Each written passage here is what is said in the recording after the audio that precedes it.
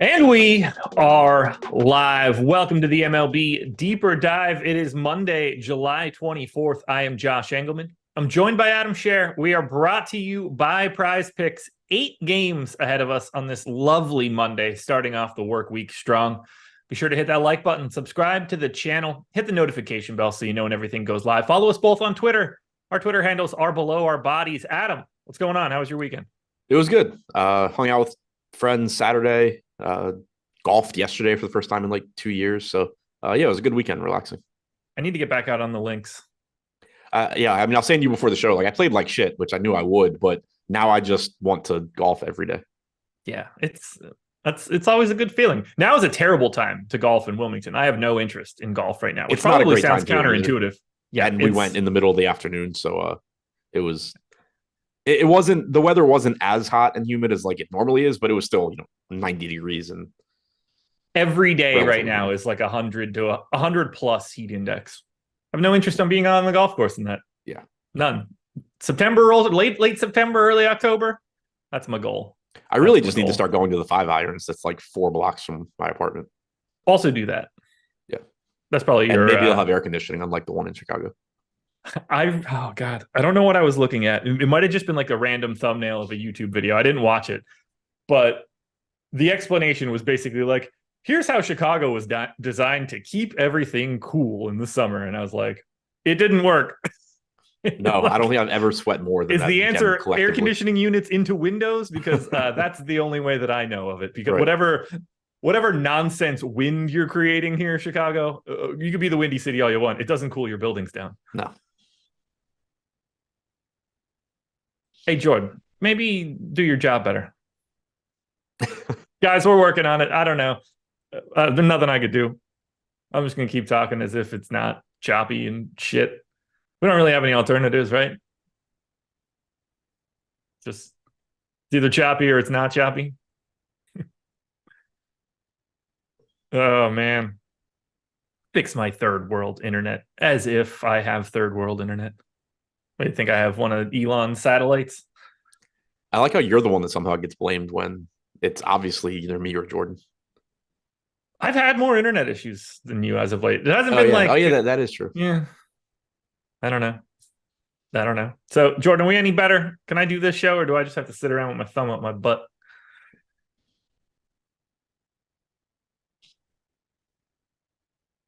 All right. Well, then let's talk baseball. There's nothing else I could really do. I'll make the magic internet do a little bit better. You know why the internet isn't good, guys? I blame all of the viewers, the 230 plus people that are here, because only 54 of you have hit the like button. And I think if that number were over 100, there would be no streaming issues. Maybe that's the issue. Maybe that's what YouTube did to begin with. The more interaction we get, the more bandwidth we get. So wake up, everybody. Hit that thumbs up. Nats and Rockies. 5-run implied total for the Nats. 4.2 for the Rockies. Pat Corbin going for Washington. Looking like Carl Kaufman is going to be the long man for Colorado. 24% ownership coming into Corbin. Let's just start there. 7,300. I know the Rockies are bad, but should we want that much Pat Corbin? I don't really have a problem with it. He was getting like 15, 16% ownership this morning, and it made sense. It's a good matchup against the Rockies. He's a okay pitcher. He's not a good DFS pitcher because he only strikes out about 16% of hitters, but 4.5 xFIP on this slate is pretty much the norm as far as run prevention goes. But then we got this Rockies lineup as well. No Chris Bryant, no Ryan McMahon, no CJ Cron. This lineup is as bad as a lineup can get in the major leagues. Like the Rockies lineup, no matter what they do, is going to be bad, but this is just unbelievably bad. 4-run implied total against Corbin. He's 7,600. It's a weak pitching slate. So that's the biggest piece here. Not only is it a bad Rockies lineup, but it's a weak pitching slate where you don't have much to like anyway. So, I mean, yeah, 24% is a lot when you're talking about somebody with Patrick Corbin's skill set, but we still have him with a 17% chance of being a top 2 value, 13% chance of being a top 2 scoring pitcher. He's 7th in top 2 pitcher percentage, and every pitcher ahead of him is at least $8,600. Yeah, I get it. 295 aggregate projected WOBA for this Rockies lineup is about as bad as it ever shows up in any of this. That is next level atrocious. They are not good. And this isn't a case of like, there's a couple really bad hitters. Most of this lineup is below average individually. Oh, yeah. There are the bottom 5 guys are all sub 300 projected WOBA, including Harold Castro at 260, which is something special. The high man is Randall Grichuk at 317, which is about league average. So It doesn't look that good. Do I think Corbin's slightly overowned? Yeah. Do I think that you kind of have to get to him because of what's on the opposite side? Also, yeah. I think it's a testament to how not good Corbin is at this point that the Rockies still got to a 4.2 run implied total. Yeah. And to your point, this is definitely one of those spots where if you start comparing Corbin to some other value pitchers, would I take 5-1 on Brandon Bielak? Sure. Would I take 6-1 on or 7-1 on Michael Grove to outscore Corbin? Sure. But in most lineups, assuming that I just have, a low enough owned stack or low enough owned hitters or whatever it may be, Corbin's just going to be the guy that projects the best in that range and that I get to the most. If Colorado were in Seattle today against like Kirby or whoever else for Seattle, Logan Gilbert, I guess, the Rockies might have an implied total under 3. Oh, yeah. If it was like Castillo. Yeah. Oh, yeah. Castillo works too. Yeah. Carl Kaufman is 5,200. Is that appealing to you in any way against the Nats? Not particularly. He is extremely bad. Nothing in his minor league numbers suggests he should be good. He doesn't project to be good. You can't even point to anything in his minor league numbers that is like, oh, this guy, this is why this guy is in the major leagues. I think it's just simply that he was like a first or second round pick, and some scout now gets to take credit for drafting a major leaguer, but the guy's not good at all. No, he's not. How do you want to attack him? The Nats are currently 3rd in top stack, 3rd in top value, 3rd in ownership, number 1 in our stack score. Do they look like that to you? They look good, yeah. 8% ownership, 8% chance of being the top stack, 3rd highest top value percentage behind Seattle and Minnesota. Seattle and Minnesota are facing pitchers that are slightly better than Carl Kaufman in Luis Castillo and Kenta Maeda. So it makes sense to me that Washington is up there. And another nice thing about the Nats is that they do have talent at some really weak positions. They're not the best lineup overall, but you have a very inexpensive CJ Abrams leading off at shortstop. We know that can be a difficult position to find upside. You have Keibert Ruiz hitting 5th. He's 3,800 at catcher, another position that's tough to find good hitters. 2 through 5, Thomas is just good. Candelario at third base, Meneses at first base. But having Abrams, having Ruiz, I think just makes this stack more appealing. You also have Luis Garcia hitting 8th, but the Ruiz and Abrams pieces in particular look good. I don't want to get to them. I get to them too much. They're like a problematic team for me, but the park works. The matchup. You didn't play Saturday night, did you? No, I didn't. Did they go nuts? Yeah, that was the night that they knocked Logan Webb out in the second inning. I would have had them too. Like they're my. We've talked about it. They're my Royals. Yeah, they were my highest owned team in the $15. They were my second highest owned team in the $3. Jake had a bunch of them. Jake at least had one very good lineup with them. Glad I sat that one out. I have 35 mans of the Nats right now. I don't really see any way around it. Perfect park. Carl Kaufman on the opposite side. Do I want it? No, I'm tired of rostering the Nats, but I'm going to go that direction. Any way that you want to get to the Rockies, we do have Pat Corbin in a quarter of lineups. They're 10th in top stack, 6th in top value. They're 12th in ownership, but 6th in stack score. So the rank is a little bit more wide. The raw percentages are a little bit closer. But do you like the idea of going to Colorado on the opposite side? I know it's not appealing. Yeah, I mean, sort of. I was getting a lot of them when I did my Sims video earlier, but that was before Colorado's lineup came out. So again, that was playing Ryan McMahon and Chris Bryant and CJ Cron. It's a little bit different now. Looking at the Rockies since the start of last season against left-handed pitching, sub 100 expected ISO for Jurickson and Profar. Patrick Corbin has allowed a 200 expected ISO to righties. So ideally, we're trying to find right-handed power here. Sub 100 expected ISO for Jurickson and Profar. 170 expected ISO for Tovar and 109 plate appearances for whatever that's worth. He is hitting second and cheap. Diaz has a 180 expected ISO. Grichuk 205. Everything else just falls off the face of the earth. I mean, there is still merit to going there just because they're facing a 25% owned Patrick Corbin, but this lineup sucks.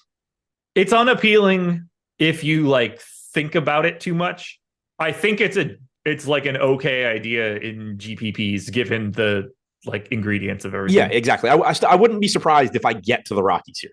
Yeah. I would not be upset at all if I do not get to the Rockies here. Yeah.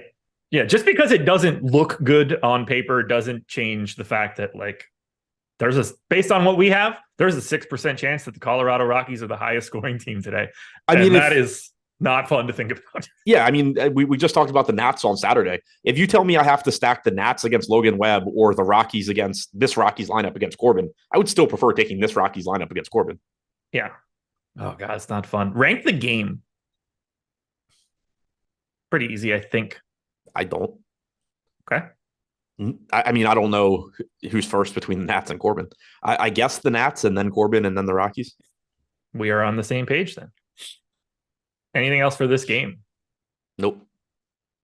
Good God, get away from it. 4.9 run implied total for the Guardians, 3.7 for the Royals. Logan Allen going for Cleveland. Ryan Yarbrough going for Kansas City. 25% ownership coming into Logan Allen. This Royals lineup looks a little bit different. Not as many strikeouts as there have been as of late. What do you want to do with the 25% ownership coming into Logan Allen? He looks good. He's been good so far this season. He's a rookie. 24% strikeout percentage, 3.94 xFIP, less than a home run per 9 innings. Weak Kansas City lineup, pretty much as always. 3.5 implied run total. My only concern is that Logan Allen's salary is increasing. He's up to $8,700 on DraftKings. He's $9,400 on FanDuel. And what I'm about to say is even more problematic on FanDuel than it is on DraftKings. One, Logan Allen's been very inefficient this year with his pitches, and that's prevented him from going as deep into games as Cleveland would probably like, or as that, we would like. My other concern, and I don't know what to make of this one, but he was sent to the minors after two starts ago. He was sent to the minors after that start. It was another start where I think he threw like 98 pitches in 3 2/3 or something like that. Just a really inefficient start. Went to the minors, came back. He dominated Pittsburgh in his last start, but he was taken out after 5 innings at 77 pitches after allowing 1 hit with 8 strikeouts. I don't know what the reason was, but if you're not going to be allowed to keep going in that game, I'm not sure when you are. So I don't know if that is just going to be the way they treat their rookie pitcher the rest of the year. Like they limit his innings, they limit his pitches so that he can pitch through the end of the season. I don't know if it was just a random one-off thing. Do you have something to say? Yeah, I'm going to add to it just because they were up, or it was 8-0 when they took him out in the 5th. Maybe it's just one of those things where like, okay, this game is set in stone. We don't need to throw our young arm out here for negative leverage innings. Sure.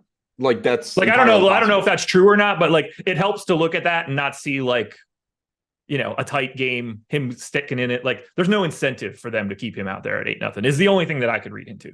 Right. But even that, I mean, typically you're not going to burn your bullpen just for the sake of burning your bullpen. Depends where you are. Like if you've got a trash guy that hasn't thrown in 3 or 4 days, then it's super easy to just roll him out there. Are you sure you're not looking at the wrong Logan Allen? Yeah, I am sure of that.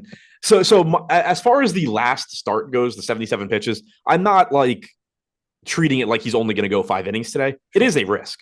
Oh yeah. No disagreement there. He projects well. We have him 4th behind basically the same as Kenta Maeda and behind Darvish and Castillo. And like I said, it is a little bit more problematic on FanDuel since quality starts do matter. And whether he's on a pitch count or not, there's a good chance he's not getting 6 innings just because he throws so many pitches to each batter. But so that's my concern. But at the end of the day, it's a slate with really bad pitching. Logan Allen's clearly one of the better options. Yeah, I'm going to hope that I have a shit ton of Logan Allen. So I'm going to go ahead and hope that they just simply took him out because it was like, well, we're whooping their ass. That's fine. Right. Although, I would have liked to see the 6 too, just in case that happens here. I know that I don't want Ryan Yarbrough, though. That seems face. Yeah, he's cheap, which is nice, but tough strikeout matchup, 1% owned, 4% chance of being a top 2 pitcher at 5,800. He's another one. I mean, if you wanted to lay me 25-1 odds, I would take him over Corbin, but that's not really how this works. The Guardians are 4th in top stack, 5th in top value, 5th in ownership. They're 3rd in stack score. I'm a bit lower on Cleveland in general here. Not that I want to be. here against Ryan Yarbrough, but I have a bit less. How do you see them stacking up here today? Because it's a lefty in Ryan Yarbrough, and Cleveland's Park does not play up righty power. Yeah, so they look like a good stack. They're third in stack score, like you said, 7.5% chance of being the top stack, 7% projected ownership. I wouldn't be surprised if I end up getting there because it is a pretty good spot against Yarbrough. 173 expected ISO to righties this year, only a 14% strikeout percentage. But the flip side of that is this is definitely a team in Cleveland where they project well point per dollar, but they just don't have power in this lineup. So you don't necessarily get that same ceiling. They're one of those teams where even in games where they score 6, 7, 8 runs, it's very likely to be fine for DFS, but not be like slate breaking because it's just singles and doubles as opposed to, 3 guys hitting home runs, somebody hitting 2 home runs. Jose Ramirez individually looks great at 5,700. Rosario is a perfectly fine option at 4,200 at shortstop.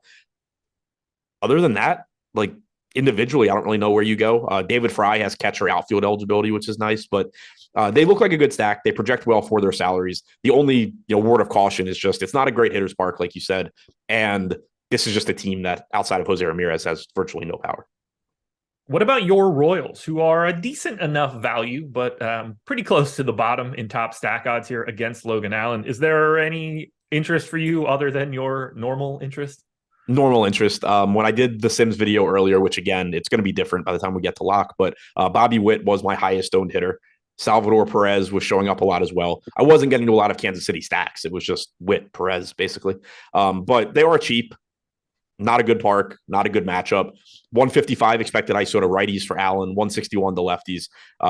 Same reasons I always get to KC. Witt and Perez are just high upside options at their positions. They'll be lower owned most likely than, for example, CJ Abrams and Keibert Ruiz at the same positions. But there's nothing that, other than those two, there's no reason to really like KC. Rank the game? Allen, Cleveland, Kansas City, Yarbrough.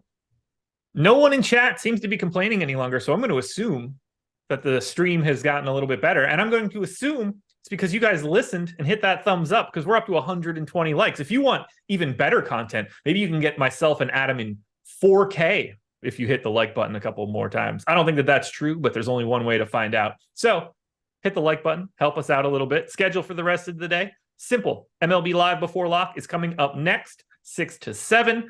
You don't have to go anywhere. You stay right on this stream. They will take you all the way up until lock. What you should also do is sign up at BetMGM. I talk about them every single time that I'm on a show, basically. And I'm not going to stop until this deal goes away because it's an incredible deal and you shouldn't miss out on it. Let's just start with the easy part of it. You can get yourself 1 month of Stochastic Plus Platinum just by signing up through the link in the description. If you've been interested in checking us out, it's going to be like $140 value, projections, ownership, top stacks, lineup generator, all that good stuff. But it's not just that. If you haven't signed up at BetMGM before and you click the link in the description of this video, you're going to get up to $1,000 in bet credits for your first bet, which means if you put $1,000 down on something on your first bet and it loses, you'll get it back in bet credits. If it wins, you just move forward. Now, it doesn't have to be $1,000. It can be basically any amount up to $1,000. If you've only got $50, then your first bet is going to be covered for $50 in bet credits if it happens to lose. Take advantage of this deal, folks. I'm getting closer and closer. It's the end of July, be August shortly. It's going to be January soon enough. I might be in a legal sports betting state at that point, and I will take advantage of this deal the moment that I can. You guys can do it right now if you're in a legal state. Reminder, the legal age for gambling in most states is 21 or over. And if you or someone you know has a problem, please call or text 1-800-GAMBLER. The Twins and the Mariners, 3.9 run implied total for the Twins, 4 for the Mariners. Kenta Maeda and Luis Castillo. Maeda, 30% owned. Castillo, 27% owned. One is 8,600. The other is 10,600. Which pitcher is the better option for today? One other thing I wanted to say about Logan Allen, sort of a point in the direction of maybe last start was just a weird anomaly. Cleveland is in a playoff race because the AL Central is so bad. So yes, it is. They may or may not, want to limit his pitch count and his innings, but it's not like it's hey, we're not competitive, so we have no reason not to do that. So there's, a small point in his direction, I guess. As far as Maeda and Castillo, clearly two of the better pitching options on the slate. Kenta Maeda also has not reached 90 pitches yet this year, but he's still one of the better options on this slate. Good strikeout matchup against Seattle. They have the second highest strikeout percentage against right-handed pitching behind the Twins this season. Maeda has the highest strikeout percentage on the slate at 28.6%, 3.76 xFIP. Seattle's got power in their lineup for sure, but Kenta Maeda, just a good pitcher, 8,600. Happy to get to him. Right now, we have him getting about 31% ownership, 23% chance of being a top 2 pitcher, is third best on the slate. Castillo on the other side, he is the most expensive pitcher. On DraftKings, it's by a wide margin. On FanDuel, it's by a smaller margin. But on DraftKings, $1,200 more expensive than Yu Darvish, who is the second most expensive pitcher. That is keeping his ownership in check a bit. He's at 26.5%, which is third highest behind Darvish and Maeda, slightly ahead of Allen and Corbin. But still a really good pitcher. 27.7% K percentage is highest on the, or second highest rather, on the slate behind Maeda. 3.65 xFIP.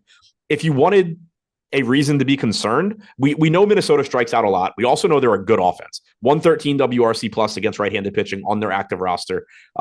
They don't have Byron Buxton today. He is on the paternity list. But Luis Castillo has had significant issues with left-handed power this year.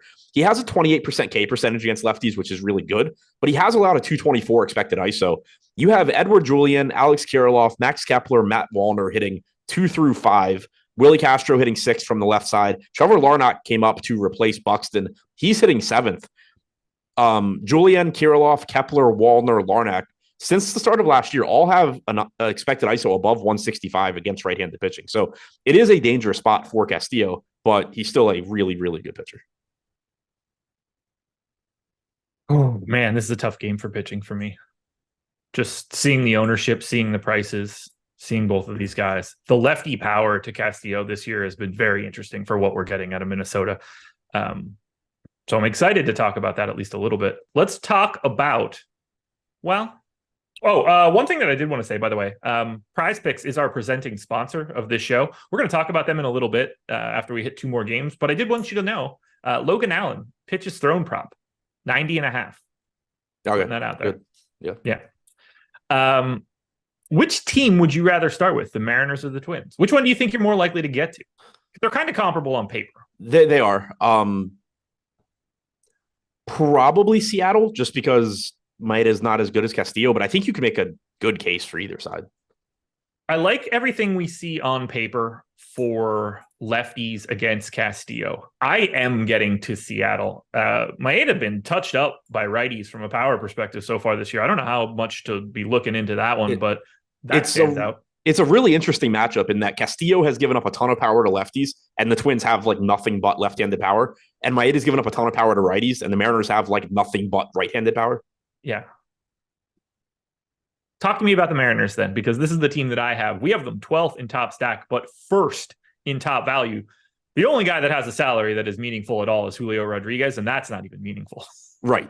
Second in stack score. I've been saying it, I think, since last time Seattle and Minnesota were playing each other, that for whatever reason on DraftKings, Seattle's pricing has just gone through the floor. And so even in relatively difficult matchups, you just get such a high upside team, DFS lineup, when you take 5 power hitters from Seattle and then are able to just play the best pitching in one-offs or mini stacks or whatever you want to do around them. And it just turns into like, well, it's not the most likely spot for them to succeed because it is a tough matchup. But when they do, you just have these ridiculous lineups around them. And then you get the added bonus here of, at the very least, Maeda has had issues with right-handed power this year. That hasn't always been a problem for him, so I'm not convinced it's real, but it doesn't make me like them any less. Julio Rodriguez, sub 5K, is a good price tag for him. And then everybody else, I mean, the next most expensive hitter on this team on DraftKings is Teoscar Hernandez, hitting 4th at 3,200. Rodriguez has a 194 expected ISO against righties since the start of last year. Suarez and Hernandez are both north of 200. Those are the 3 that really stand out. But Ty France, Tom Murphy, Mike Ford, there's nothing wrong with getting to these guys either. So let's walk through the Minnesota side of this one, because obviously Castillo is good, but we detailed the lefty power issues that he's had so far. These guys are getting no ownership. 15th in top stack, 2nd in top value, only behind Seattle. And you get the ability to be on the opposite side of Castillo. It's not a fun place to attack. Let's justify it, though. it's a lot of power. Minnesota over the last 3 years, target field, 103 home run park factor for left-handed bats. And you are going up against a 25% owned pitcher. It's just another situation where it's a low probability spot, but you compare it to some other cheap teams. Like, I don't have any problem going to the Nats. I don't have any problem going to Kansas City, specifically Witt and Perez. But you have so much more power in this Minnesota lineup. Obviously their overall numbers are skewed a bit because of Buxton, but overall this year, their active roster, 113 WRC plus against right-handed pitching, as I mentioned, 188 ISO. Again, knock that down a bit to account for Buxton not being in there, but it's still a lineup that can do a lot of damage, and they are absolutely free. The 3, 4, 5, and 6 hitters on DraftKings, Kepler's the most expensive at 2,900. Larnach's 3K. Julian's hitting second at 3,300. Nice second base option there. The only guy above 3,300 is Correa at 4,400. So in my article today, this was what I put in as the game of the day, just because it's so difficult to envision a slate where no part of this game is a key piece. It's such a weak pitching slate. It's not that Maeda or Castillo are particularly underpriced, but it's such a weak pitching slate that if these dirt cheap offenses that have a lot of power don't produce anything, there's such a good chance that these pitchers are winners because there's no good pitching elsewhere. And if these pitchers don't succeed on a slate that is this weak at pitcher, by default, like, one of these teams did really well for their salaries. Rank the game. Maeda, Castillo, Seattle, Minnesota, but I mean, it's all good for different reasons, I think. Yeah. Would you rather have the Twins or the Rockies? Twins. Okay. Holy. Obviously, the Rockies have a better matchup, but yeah, it's just the power for Minnesota. Like, when things go well for the Rockies and when things go well for Minnesota, I think the Minnesota side is scoring more fantasy points very often. I think you're right. Astros and Rangers, 4.2 run implied total for the Astros, 4.4 for the Rangers. Brandon Bielak and John Gray going here, 6% and 10% respectively to both guys. Do you like either pitcher? Do you see either one as a priority? To me, they're both sort of just fine. Yeah, they're both just there. I will say in the Sims video earlier, I was getting a good amount of Bielak. That may change. I hope it changes. There's no reason that I want a lot of Bielak. He's not particularly good. He has a 16.9% strikeout percentage, 4.76 xFIP this year. Like, you can play that same pitcher for a lot less by going to Ryan Nelson, Graham Ashcraft, Patrick Corbin, Ryan Yarborough. Like, none of these guys are markedly better than Bielak, and he is facing Texas at a more expensive price tag. So I was getting to him, I guess, because of the lack of ownership. But there's no reason to think he's a really good play. John Gray, 8,700. He's been relatively disappointing this year. 19.8% strikeout percentage, about a 4.5 xFIP. The Astros lineup isn't as good as usual since they're still missing Altuve and Alvarez, but it's still not a bad lineup. There are strikeouts to be had towards the bottom, but it's certainly not an easy matchup for Gray. He is getting less ownership than the guys priced around him. 9.5% ownership coming into him. Logan Allen at 24.5%. Kenta Maeda at 31%. So Gray definitely stands out as somebody where if you do have a popular stack or you stack two popular teams together and you need to save some ownership, play John Gray over Allen and Maeda. There's nothing wrong with that. But in most of your lineups, you're going to end up just getting to those other guys probably. How do you feel about the 8th in top stack, 7th in top value, 2nd in ownership Texas Rangers here today? A little surprised they're 2nd in ownership. Yeah.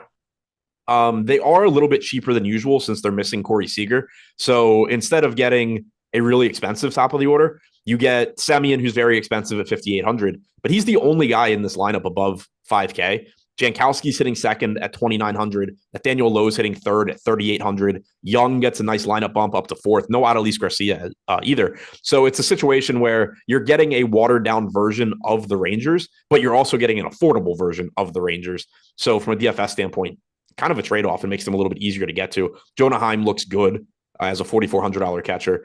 So far this season, Bielak's allowed a 204 expected ISO to lefties, 196 to righties. Gives it up to both sides of the plate, 20% K percentage to righties, 15% to lefties. So they are easier to get to today than they normally are. Ownership's just weird. I mean, it's not as if anybody's heavily owned, but I'm Jankowski leading the way at 14%. Yeah, I'm just surprised to see it the way that it is. And Duran definitely, I didn't mention him specifically, but Ezekiel Duran, second base, third base, hitting sixth. Yeah. So a lineup bump for him at 3,400. He's been a monster this year. Yeah. Grades out very well for me in terms of, guys that I'd be likely to get to in like cash game scenarios. But is there anything for you on the Houston side against John Gray? James Sarcone said Rangers lineup is very weak today. No Adelise or Seager. They're weaker than usual. They are not very weak. No. What'd you say? How do you feel about the Astros? They're the Astros. I mean, Gray is just kind of a middle of the road pitcher at this point. I certainly prefer the matchup against Bielak. 119 expected ISO to righties for Gray, 175 to lefties. Kyle Tucker individually looks really good, but Houston, I think, is a bit less appealing than Texas. We have them actually second from the bottom in stack score. Rank the game. Texas, Gray, Astros, Bielak. I think Texas is clearly one, and everything else you could kind of just put it in any order you want. Well, I'll tell you how to rank sponsors. Prize Picks, number one, because they are the sponsor for today. If you click the link in the description of this video, you can get up to $100 on your first deposit and 1 month of Stochastic Plus Platinum. Seems to be a pretty good deal. You get to figure out what's going on behind our paywall when you sign up at Prize Picks. I put out a Prize Picks video 6 days a week. I take Saturdays off for my mental health. It's good like that. But you can get plays from me, 6 of them, every single day on that video. Well, I try to do 6. If there's going to be like a 3-game slate, you're not going to get 6. I'm not just going to give you bad plays on purpose. I'll give you bad plays just by default. Just kidding, everybody. You should check out the plays. They're pretty good. But if you want more than just what I have, we've got our Odd Shopper package. We've got Bet Pro out there for you that can help you out in the Prize Pick streets. Or you can just go based on what I ask Adam for today. Adam, are you ready? Yes. Well, I was going to give you your boy, Adley Rutschman, but unfortunately not going to be available for today. So that one just falls off of the card that I made. He's not playing today? Evidently, no. Getting DNP per my Prize Picks card from earlier. He's not on the slate, but correct. Yeah, no, he is not playing today. How do you feel about someone we haven't talked about yet? Juan Soto. Is he going to go more or less than 8 fantasy points today? More. He was one of the 3 top hitters in my article today. Yeah, looking pretty good today and stands out to me. For some reason, that line was set to 8. We're going more. How about someone similar to Juan Soto? First baseman of the Philadelphia Phillies, Bryce Harper. Line set at 7.5. Over. Yeah. The word we're looking for there is more, but I'll let you go on that one. You're a rookie in the Prize Pick streets. How about Paul Goldschmidt, more or less than 7.5 fantasy points? More. Yes, that is I don't what think I've ever today taken looks a like. last year. Well, sometimes you're just not as good as I am. So they are decent plays. I'll give you the opportunity to take a less, but I don't think you're going to do it, but you should. Lane Thomas, line set at 8. Way more. Yeah. Well, the answer there is less. That is the only less than that made my card today. These are the plays we have for you for Prize Picks. If you ever want more thoughts from Adam, hit him up on Twitter. You might not get what you're looking for, but that's the one path that you're going to have to do this. If you need them from me, you got to go watch the video. Follow me on Twitter as well. Let's go Brewers and Reds. 4.7 run implied total for the Brew Crew, 4.5 for the Reds. Colin Ray and Graham Ashcraft going here. Ray, 15% owned, 6,500. Is this the preferred paydown option for pitching today? Yeah, if you're talking about below Corbin. This morning they were similarly owned, and then we got the Rockies lineup, so Corbin became more popular. But if you're going cheaper, it's not like he stands out as drastically better than the alternatives, but he is pulling the most ownership. He does have the best chance of success of the sub 7K pitchers at about 13% to be a top 2 pitcher. 23.5% top 2 value percentage is basically tied with Michael Grove. 15% projected ownership. So he looks good enough. The Reds do have talent in this lineup, but they are young. They are not the best offense still. It is a good pitcher's park, good hitter's park rather, but not as good as Great American in Cincinnati. So you're not going to be super confident in getting the Colin Ray in the spot, but 20% strikeout percentage is solid for this slate. It's the same as John Gray. 4.4 xFIP is better than most pitchers on this slate. So no real problems with him at 15% owned. Any Ashcraft? I think he's a decent large field tournament play if you need to save ownership and get a cheap pitcher. There are strikeouts to be had in the Brewers lineup. Ashcraft himself doesn't have very good strikeout stuff, but the Brewers will just give you some. 17.9% K percentage against lefties, 13.9% against righties. The Brewers are running out a right-handed heavy lineup, which it's not the best righties, but it is noteworthy because Ashcraft has been much better at limiting production against lefties. 379 expected WOBA, 171 expected ISO to righties, 327 and 134 respectively to lefties. So that does make it a little bit less appealing for him. And the reverse splits do make sense to me. Relies heavily on a cutter. That's a pitch that frequently will result in reverse splits just because of the way it moves. So not getting the most ideal Milwaukee lineup for Ashcraft. The Reds rank 6th in ownership at 7%. The Brewers rank 7th in ownership at 6.8%, 0.2 of a percentage point off. Which team do you prefer? I was getting to more of the Reds in the Sims video earlier. They were actually showing up as my highest owned team, which I don't have any problem with. It's a good hitter's park. It's an average pitcher in Colin Rea. 184 expected ISO to lefties, 147 to righties. You're paying a premium for the Reds, but if you can find the salary, De La Cruz gives you a massive ceiling, even though he's overpriced. Fraley, Votto from the left side, Friedel's left-handed as well. Matt McLain, very expensive, but second base shortstop eligible is nice. So if you can get to the Reds, great. They're just overpriced from a median standpoint, but that does keep the ownership in check a little bit. On the Milwaukee side, individually, my two favorite hitters in this game, William Contreras and Willy Adames. I mentioned Ashcraft giving up more production to righties. You get a catcher and a shortstop that are both good hitters in a good park against a pitcher who isn't that good. They are basically, I like them for the same reasons I like Bobby Witt and Salvador Perez. It's just so hard to find good upside at shortstop and catcher, and you get both of them here. Outside of that, though, you do get value here as well. Sal Frelick, top 100 prospect, was called up. He's hitting cleanup at 3K. He is left-handed, but at 3K, don't care too much. First-round draft pick in 2021. He projects to right now be average to below average as far as production goes. Not a lot of power, but he is hitting third, batting cleanup. So Contreras and Adames are the two that really stand out here, but the rest of the lineup is either Christian Yelich or very inexpensive. What about the Reds side here? Third in our top stack metric right now, but quite expensive. Yeah, I talked about them first. Okay. Perfect. Wasn't listening. I noticed. Yeah, it happens. It happens. If it helps, I was actually doing more work type stuff. I was looking into lefties against Graham Ashcraft, so I was following along for the Brewers part at least. Rank the game. Lane Thomas is not overrated. He shouldn't be rated at all. I mean, he's good. He's not good. What are we talking about? Congrats on the 123 WRC plus this year after going 96 over 548 plate appearances last season, man. Come on now. He's 27 years old. He's going to be 28 next month. We're not even talking about a child any longer in the He's probably not as good as he has been this season. I don't think he's bad though. He's average at best. I would say average to slightly above. I would say you're wrong. Steamer, not surprisingly, the lowest WRC plus projection. I'm not even looking at that one. I'm looking at all those negative numbers for defense too. Where are we making up this 100 WRC plus slightly below average outfielder here? That's about to be 28 next month. You don't think he's gonna have a 369 BABIP anymore? Probably not. In fact, drops back down to that 291 and his 295 average becomes 240 again. He's probably not going to look all that great. Yeah, 198 ISO is nice, but he's fine. He's not what he is this year.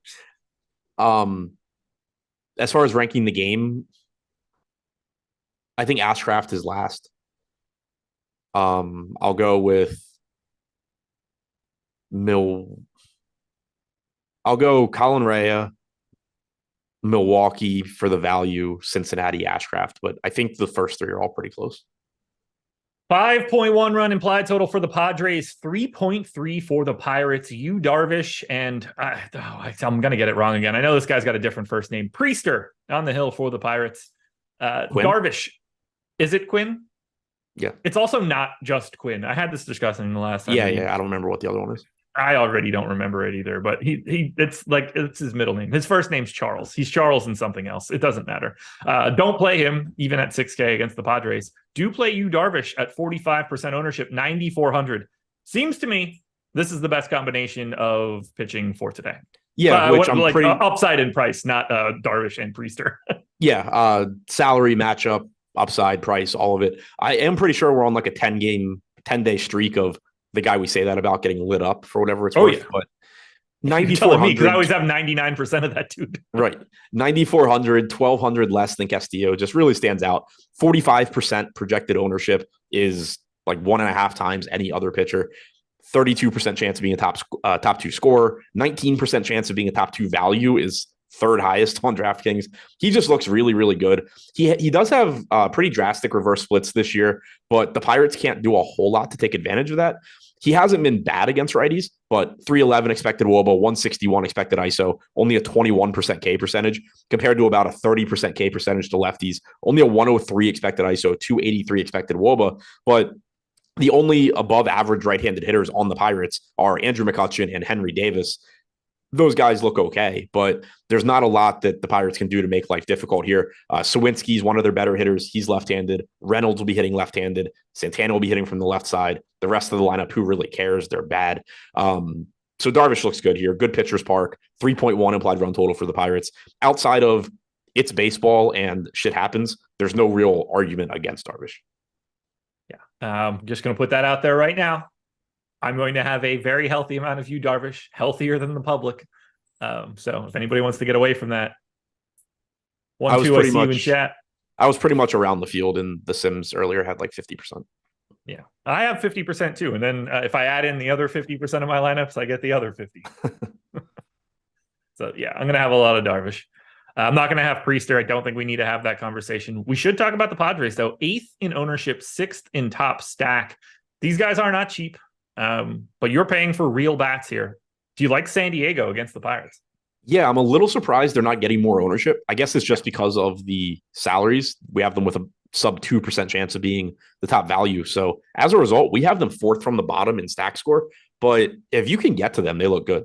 5.4 implied run total. The park's not great for power, but there's just so much power on this team. And one thing I do like is that while they're an expensive stack overall and their best hitters are expensive, Tatis 6,400 on DraftKings, Soto, we mentioned a minute ago, and I mentioned that thing is one of the better hitting plays on the slate, is 5,500, Machado 52, Bogart's 48. We don't have their actual lineup yet, but there's likely to be value pieces at the bottom of the order that you can use to just sort of offset some of that. Throw in a cheap Trent Grisham or a cheap Campusano, and Kim and Cronenworth aren't that expensive. Like, you can make this stack work, I think, especially if you are willing to go to like a Patrick Corbin or Colin Reyes. So I like the Padres here. Priester in the minor leagues did do a pretty good job of getting ground balls, but that's really his only redeeming quality. Facing this lineup as opposed to minor league lineups, I'm not too concerned about his ability to get ground balls. I don't think that we have to say anything about the Pirates. Would I be right?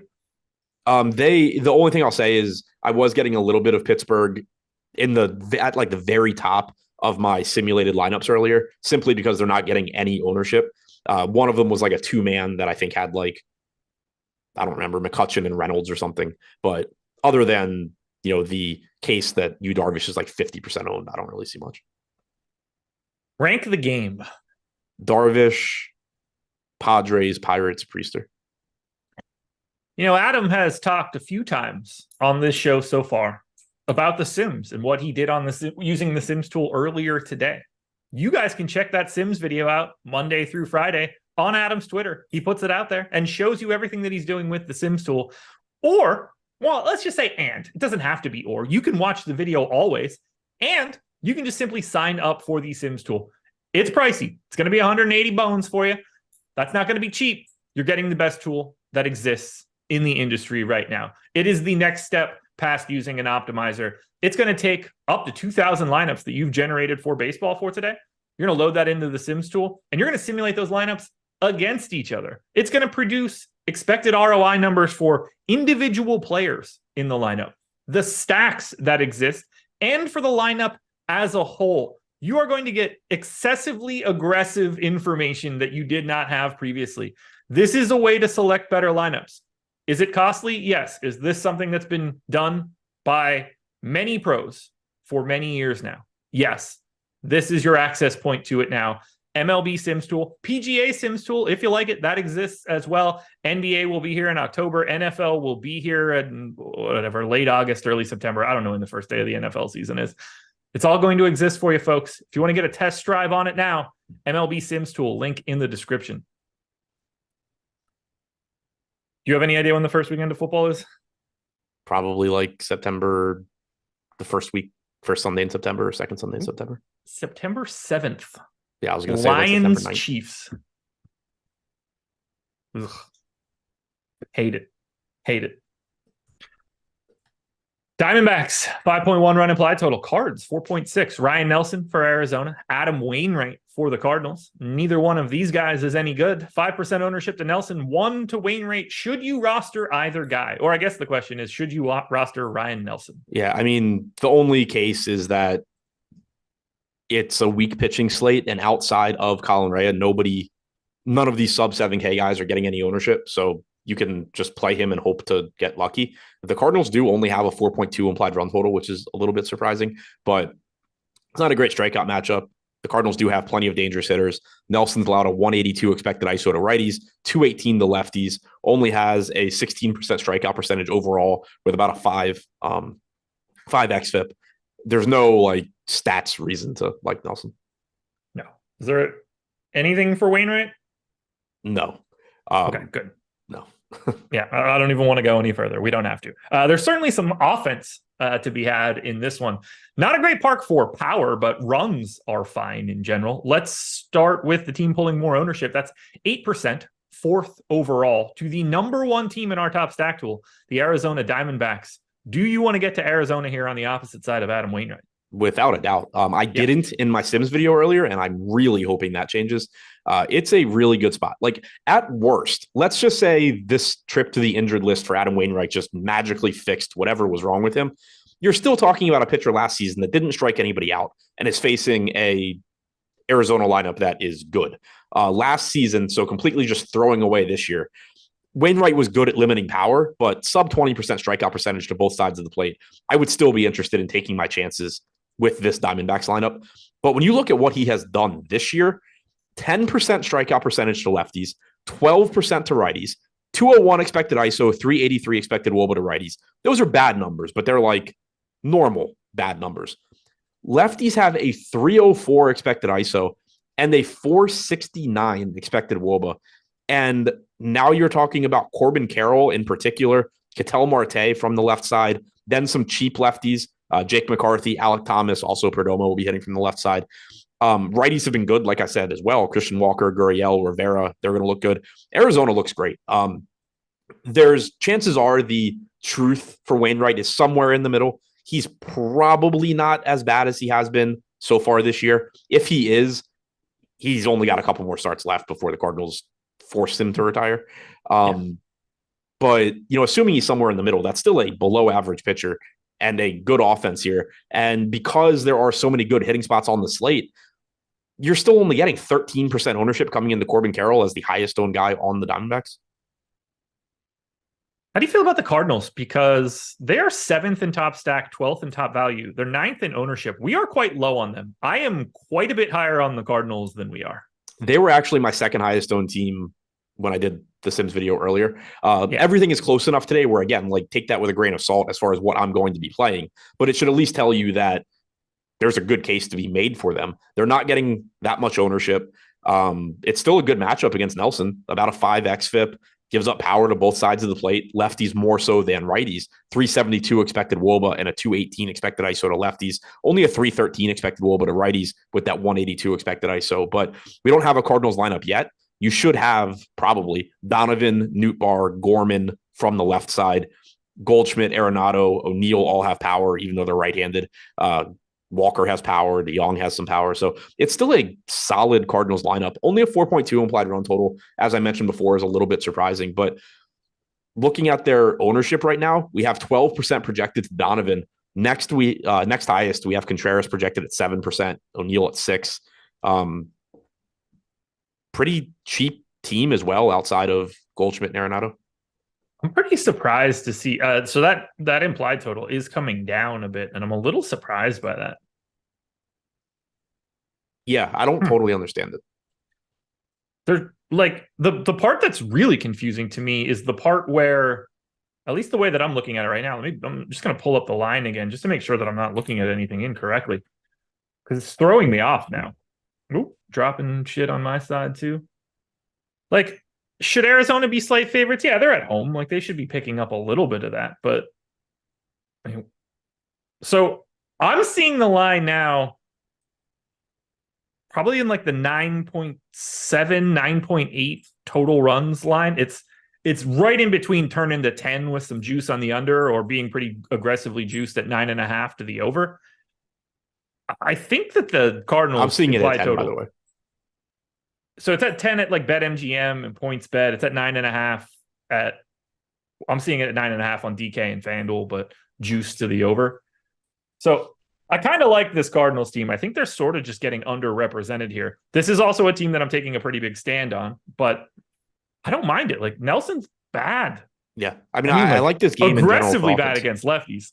Yeah, I like this game in general for offense. Sean V had a sort of good point, but I wanted to point out something about it. He said Wainwright might not be in there long. He's on a 65 pitch limit, which is true. And if he gets rocked early, it'll be a bullpen game, which typically aren't best to target. Bullpen games are not good to target, but if you're spotting the Adam Wainwright gets lit up in the first 2 innings runs, it's not a problem. Like, yeah, that's the goal. Right. It's the not targeting bullpen game. It would be more of a concern if it was like Wainwright's going to throw 30 pitches. Yeah, 65, you can still get to him and then take your chances with the bullpen. And if he gets knocked out, I want every game to be a bullpen game if this is the bullpen game. Right, like as long as the whole goal is to do this. Right, yeah, like once the shitty starting pitcher leaves the game, yeah, you're not getting the best matchups after that, but you're getting the points that he spotted you. Yeah. This is not. He's not being used like an opener. This is right. This exactly. is just right. Yeah, this isn't like, well, you better get to Wainwright in the first inning because then he's leaving. Yeah, no. Look, I don't get the sense that Wainwright's going to be expected to pitch much more than 65 pitches in most starts, because I don't know if he can get to 65 and still be in the game. He stinks. Anyway, I love this game for offense, but I like it on the opposite side. Give me the Cardinals at a little bit lighter of ownership. So rank the game for me. Corbin Carroll might be the best play on the entire slate, though. Just as like an individual. I've only got more Lars Nootbaar in this game. Yeah. And not by much. Arizona Cardinals, Nelson Wainwright. Arizona lineup is out per what they just said. Yeah. Well, at least Carroll's still in it. It's the lineup that we thought it was going to be. No changes to what we had. Rivera and McCarthy are flip-flopped, but that's not a decision point. Carson Kelly catching, Alec Thomas in. Yeah. I like it. Ready to close this one out? Oh, rank the game. Arizona Cardinals. Nothing. Nelson and Wainwright. For a second, when I said Arizona Cardinals, I was like, that's the same team, idiot. Football team. 4.7 run implied total for the Dodgers. 4.6 for the Blue Jays. Michael Grove and Jose Barrios going here. The Blue Jays are currently first in ownership. We'll get to that in a second. No ownership coming to Grove or Barrios. What do you want to do with either pitcher? Not much. Michael Grove showed up a lot in Lofty and High's sim this morning. In mine, he did not. I'm just a little bit lower on him than we are. It's a really tough matchup. The Blue Jays don't strike out. They have good hitters. Grove isn't a great pitcher by any stretch. 21% strikeout percentage, 4.36 xFIP. He's good enough where, again, if you need a pivot from the more popular value guys, he's fine, but you shouldn't have any level of confidence going up against Toronto. And then on the other side, Barrios is kind of like the natural he's another one of the natural pivots to the 4 pitchers that are getting ownership. John Gray is getting like double the ownership of Barrios, and he does look a little bit better because he's not facing the Dodgers. But Barrios is getting 4% ownership, 13% chance of being a top 2 scoring pitcher. If you just have a really popular lineup and you can afford, maybe you play Barrios over Darvish in that lineup. You're getting a 10-1 ownership discount. That's fine. But it's a really tough spot against the Dodgers. You're not getting any sort of salary discount on Barrios. There's no reason to think he's like somebody you should be jamming in or anything like that.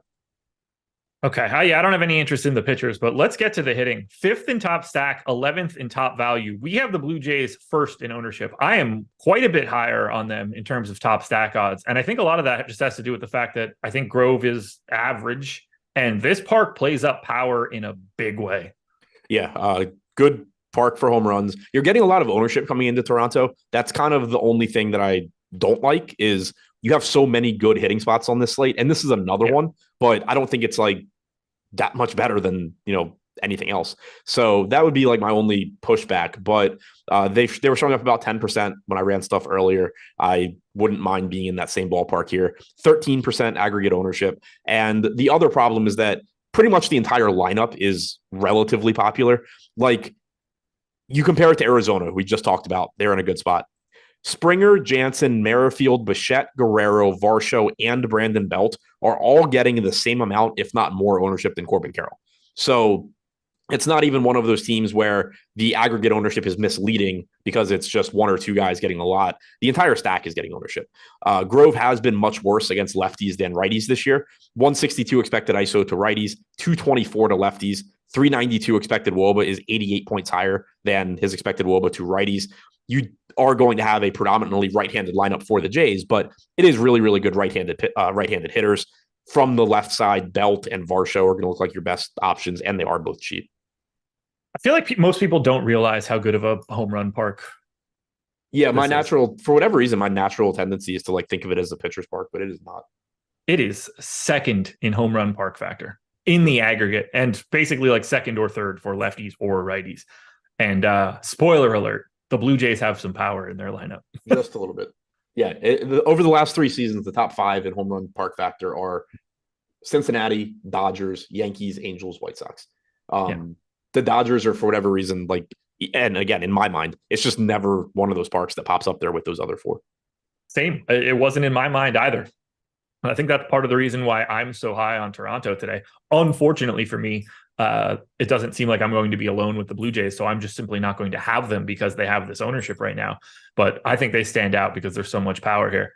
That said, 10th in ownership for the Dodgers here, 9th in top stack, 15th in value. I'm a little bit higher on both of these guys as well. I got at least a little bit of interest in the Dodgers lineup. They're getting the same park. Yeah, at the very least, they make for a really appealing like 2-man, 3-man mini stack team.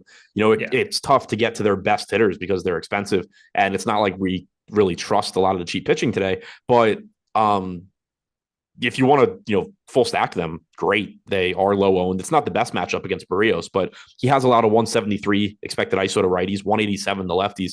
It's not like he's been great at limiting power this year. The highest owned guy on the Dodgers is projected to be Will Smith at 8%, Freddie Freeman 8%, as is Chris Taylor and Mookie Betts. Like, there's just not a lot of ownership coming in here. They are a really good offense. We don't have the specific lineup, but it is very likely that you'll be able to offset the salaries of Betts, Freeman, Smith, and Muncy by using the bottom of the order. Some combination of Peralta, Hayward, Outman, Rojas, Hernandez, whatever else they go to down there. So I think they're a pretty interesting stack, just given the lack of ownership and the amount of talent. I think they're the sneakiest stack on the slate, just given how much power Barrios gives up to lefties, what this park plays up. The only thing I keep coming back to is everybody is kind of just so close to Arizona against Adam Wainwright. Yeah, that's fair. No disagreements there. Yeah, I'm just looking at, like, you mentioned the 187 X ISO to Barrios. If you're just looking this year, if you add in last year, 208. Yeah, expected ISO to lefties. Like, if you're Freddie Freeman, you're Max Muncy, you're licking your chops at this one. If Outman's in the lineup, looking good. Obviously, like, it doesn't matter. Mookie Betts and Will Smith hit from the right side. That's irrelevant in this scenario. We just got the lineup. Mookie, Freeman, Smith, Muncy, Peralta, Hayward, Taylor, Outman, Hernandez. So pretty solid lineup for DFS. Peralta hitting 5th. He's cheap. Hayward hitting 6th. He's cheap. I like it. Well, we are at the top of the hour, which means MLB Live Before Lock coming up next. Sum it up quickly. Favorite stacks. Arizona. So caveat here is I have no idea what I'm going to get to because everything is so similar here. But yeah, Arizona, Washington.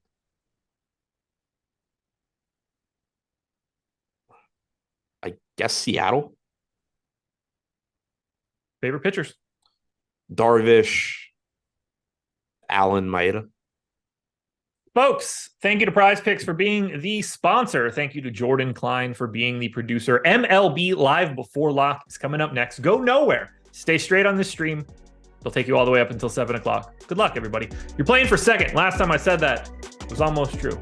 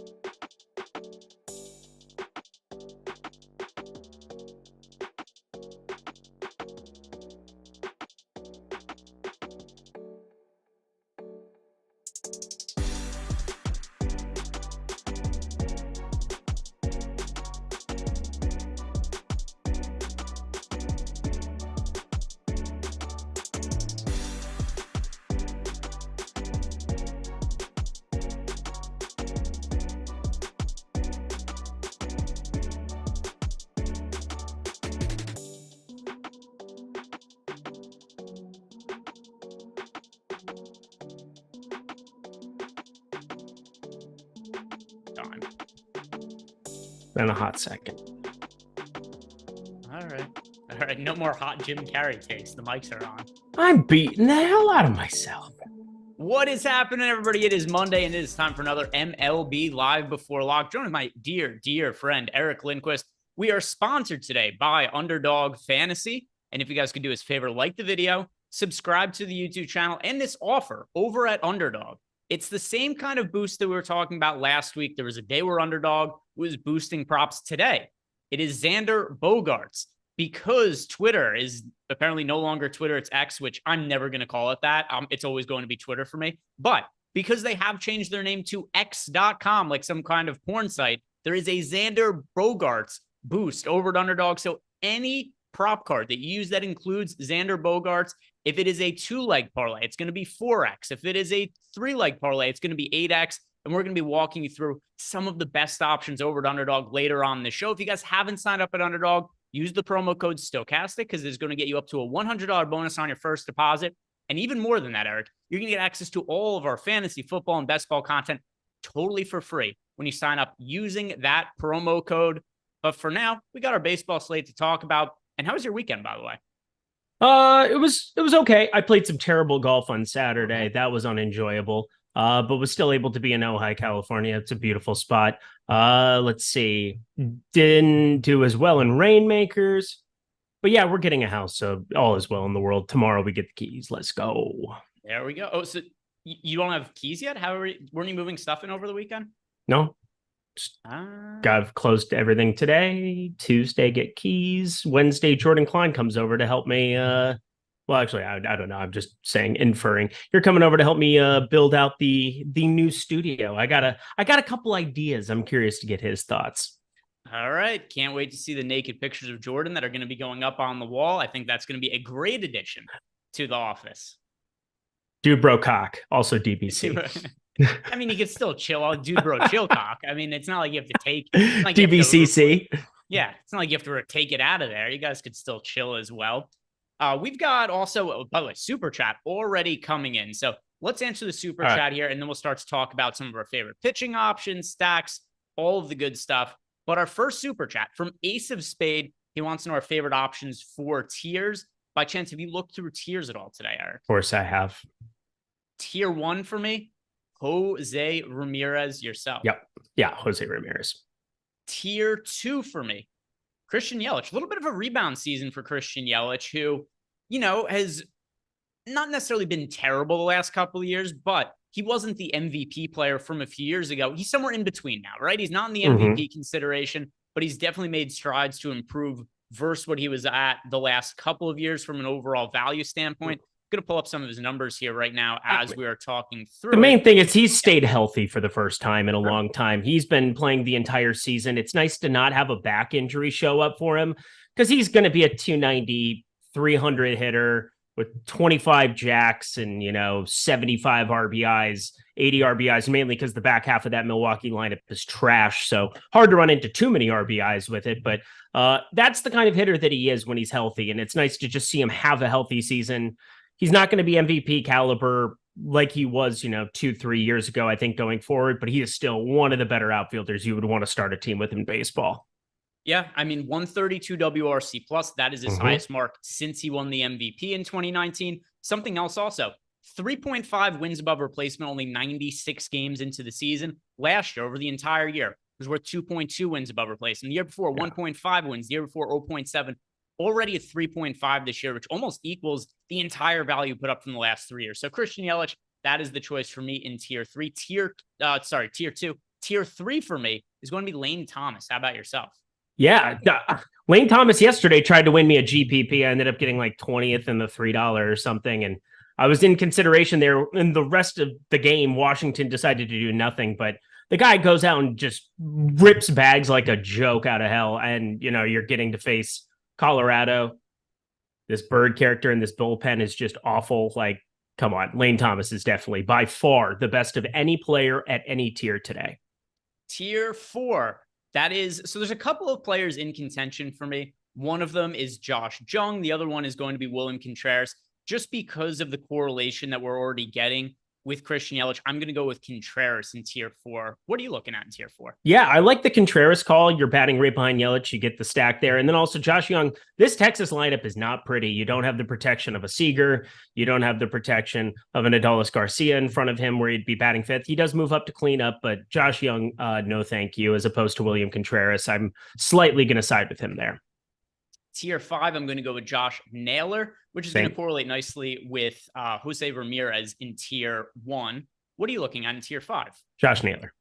All right, we're on the same page with a lot of these today. And then tier 6 for me, a couple of options that are standing out. One is Heimer Candelario. The other one is Steven Kwan. And I think we could really go either way, especially because they do correlate with other options we have in other tiers. But I'm going to go with Candelario, which really gives us a nice mix of Nationals and Brewers stacks throughout our lineups here, but and some Guardians as well. But Heimer Candelario, that's my guy in tier 6. Stop looking at me, Quan. Yeah, it's Candelario or Quan. All right, there we go. As the YouTube chat and my browser crashes for me, so gonna have to pull that back up. But let's start talking about the slate. And as I'm pulling up everything that was just on my screen, which only crashed at the most inconvenience of times, do you have any overarching thoughts, opinions, feelings on this slate, which does not feature the best pitching in the world? It doesn't feature the best pitching in the world, but also I hate where I'm kind of getting in terms of some of the stacks. And this is just, again, the data wins. The data wins, and it will always win over any long sample size. That's why the Sims tool is so valuable to me. It doesn't feel great, some of the stuff that's showing up in it for me today, but that is kind of just where you have to land on certain slates like this. I am going to be hand building out a couple of lineups as well, maybe kind of go back to some old school roots and try to build out some lineups that I think might look better than I currently have, but it is a day to get contrarian, that's for sure. And one other super chat that I just saw came in that we'll answer before we start to break down the slate and the pitchers in the entirety. But Chris Williams wants to know, for the 3-game night slate, can you rank the pitchers? So let me pull up the 3-game night slate and see what we're looking at in terms of pitching options. Darvish won. God, this is so disgusting. Darvish won. Pretty good drop off after that. Berrios 2, even though the Dodgers are one of my favorite stacks to get to today. And then, I mean, everybody but Adam Wainwright is the right way of saying. Like Ryan Nelson, I could come up with a case for. Quinn Priester, I could come up with a case for, but Ryan Nelson probably 3 for me. Do you know how bad a slate has to be for Ryan Nelson to be 40% owned? It's a really bad 3-game slate, but that just tells you how bad Adam Wainwright's been this season. When you have a 7.73 ERA and we expect negative regression on it, and obviously maybe he is healthy. I was going through Twitter and their beat reporter, I talked about it a little bit on the video that I made before this show, but they basically said, oh, it's the first time his back and shoulder have felt healthy in 2 years. Okay, I'll believe it when I see it. He's also 41 years old with no velocity, so good luck to you. Like Darvish, so I'm going to start with the slam dunk, which is Darvish is number 1 by a mile. There's the freebie. But then you start looking at these other, like, I would like to say that Ryan Nelson is viable just because of the price point, but I'm never going to feel great about playing him at 41% ownership. No. By default, I guess he's the answer because it's like a chalky Jose Berrios on the road against the Dodgers at 9,200.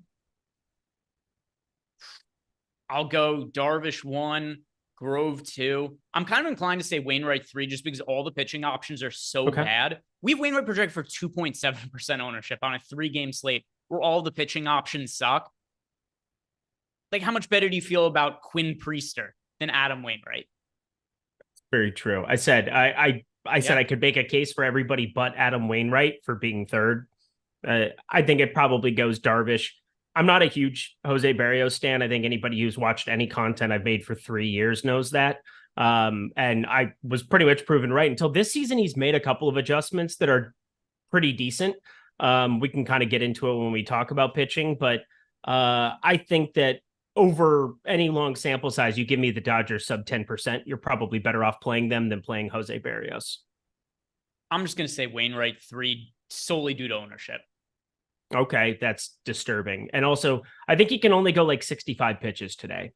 Cool. I mean, like, is that even worse than like I said, like Quinn Priester? Yeah. But like realistically, even if you say that Wainwright throws 65 pitches today, does that mean that Ryan Nelson is 20x more likely to outscore him? No, and that's where I'm just basically being a dick. That's all it was. It's a terrible pitching slate. Just for contrarian purposes, everybody on the slate's picking up some ownership at pitcher other than Adam Wainwright. So that's going to be my option for the late slate. Keep in mind, only for the late slate. In reality, don't play Adam Wainwright today just for this specific question where we have to give out 3. I think that he's a viable tournament option I can barely make a case for. So that's where I'm at with this. Main slate time, though. Let's start talking about some of these guys, beginning with you, Darvish, who's projected for nearly 50% ownership. The pitching options aren't great. You yourself have said that historically you haven't been the biggest fan of you, Darvish, but cash games, no brainer. Jose Barrios, not you, Darvish. Oh, I thought you said that about Darvish as well. Nope, about Jose Barrios. I've always been pretty much thinking that you, Darvish, was an above average pitcher. I think that's the sentiment about him. 50% ownership, though. Do you want to be at the field, overweight, underweight? What are you going to do with all the ownership? Yeah, I'm going to be underweight to it, and it doesn't feel great. We have a top 2 percentage of 31.1%. When that happens, and then you start playing around with the Sims, it'd be one thing if he had a 35% K rate at this kind of ownership, but there's some lefty power that does exist here in this lineup. Jack Sawinski, G-Man Choi. I saw that lineup just came in here. Let me update and refresh and get everything thrown in. But you at least, he said 26% on the season. It's still a good ballpark to be pitching in. This Pirates lineup isn't exactly fantastic, but whereas like Jesus Luzardo was just jumping up in the Sims nonstop yesterday, if you guys were using the Sims tool, that worked out nicely for everybody involved. I don't think the same thing should be happening today, and it's not. So when it comes to you, very, very regularly, when a pitcher is projected for this much ownership, and I'm running my lineups through the different data and tools we have on the site, using the Sims tool, which, by the way, there's a link below if you guys want to sign up, I very rarely get even or overweight to the field when a pitcher's 50% owned. I'm right at the field on you, Darvish. And it's been the case throughout the day. Earlier, when I recorded my video, posted it to Twitter, a short one where I just run my first set of lineups and see how everything stacks up relative to projected ownership. I was right in with the field on you, Darvish. Same case now. He's my most rostered player on the entire slate. He's in 46% of my lineups, nearly dead even with the field. And the reason being for today is because the pitching options are absolute dog shit. Mm-hmm. And even our data is like, hey, just go and play the chalky you, Darvish, because we don't know what else to give you in your lineup. So, but I'm 42%, so I'm below the field, but he's still, you know, you said above or below, I'm below, but it's not like I'm significantly there. I'm basically straddling the middle between top 2 percentage and ownership. That's not intentional. As I'm hand building, I definitely am going to be running into some you, Darvish, in like my 3 max, my single entry stuff. I'm playing both DK and FanDuel today. Got to get that house money. So I'm here pretty much. I'd be surprised if I got over to that 50% mark. But as you said before, I mean, the data is basically saying there is nowhere positive to go other than this. It's tough. There just aren't good pitching options today. So now when we talk about offense and some other pitchers, I've got some batshit stuff that's showing up for me today. And we'll talk more about that in a second. But this is not one of the slates where I'm crazy different on the popular pitchers. Like I'm getting to a good amount of you, Darvish. I'm getting to a good amount of Kenta Maeda. These are 2 of the most popular pitchers on the slate. They're my 2 most rostered pitchers. I'm right around even with the field on Darvish. Same goes with Kenta Maeda. Is Maeda your second most rostered pitcher, or is there somebody else that's breaking into that for you? It's Logan Allen right now for me going up against Kansas City. Logan Allen got basically, I kind of was beating the drum where I was pretty upset when he got sent down to AAA. He was going really long into games, like 3 2/3, 98 pitches against Kansas City. Oakland, 4 innings pitched, 89 pitches. They ended up sending him down to AAA just to limit his innings, even though the stuff is pretty damn good. And you saw that against Pittsburgh, 8 strikeouts, the 1 hit, 1 walk. The obvious concern is that they only let him go 77 pitches. So Are they going to continue to put the kitty gloves on him here if he's mowing down everybody on Kansas City the same way he was mowing down everybody from Pittsburgh? Yeah, I'm a little bit worried about it, but I think I'm getting the ownership discount as a result of it. And this Kansas City team is just so unbelievably bad. And they strike out against lefties at a pretty decent clip, not as much as they do against righties. They're at 24.4%, eighth highest K rate against lefties on the season. But I do love Logan Allen's stuff. And I like Seattle. I think Seattle's going slept on as a sleeper team going into Target Field. Huge park upgrade for them, even just going from T-Mobile to a neutral ballpark, maybe a little bit up that Target Field plays like. And I think that that's just kind of where I'm running into the issue because I have no Kansas City interest and I'm only on the Logan Allen side of it. And Kenta Maeda is the second most popular pitcher. So I'm definitely going towards that side of it. Oh, G-Man choice scratched. So Darvish looks even better. All right. So going to have to rerun lineups again in a second here. Also waiting for some ownership update on the Dodgers before I really get some of my offensive ownership hammered out here also because EMAC is going to be the president in 2024 and he's asked to see my t-shirt. It is a Pokemon t-shirt, EMAC. So Pokemon is something that was invented way after your time, sometime in the 90s. So you were only in your 60s at that point, so you've probably never heard of it. But Pokemon, that is the shirt of choice for today. As for the pitchers, we've got 5 that are pretty popular today. We've got 2 pitchers north of 30% owned. They're my 2 most rostered pitchers, Yu Darvish and Kenta Maeda. Then we've got 3 pitchers in the mid 20% range. Luis Castillo, Logan Allen, Patrick Corbin. You mentioned Logan Allen is your overall second most rostered pitcher. So not anything crazy different from the field. We got Maeda 30% and then Logan Allen here at 25%. Do you have a least favorite pitcher of these 5 popular options? This Colorado lineup is such dog shit, but I kind of just am floored that Patrick Corbin's north of 20%. Like, that's the world that we live in. The guy has a 5.10 expected slugging, 376 xWOBA, a sub 16% K rate, and yet is getting clicked on in more than 1/5 of lineups. I get that Profar, Tovar, Diaz, Grichuk, Toglia, you don't have CJ Cron and Chris Bryant, the 2 best batters against left-handed pitching that Colorado has to offer. Neither of them showing up here today.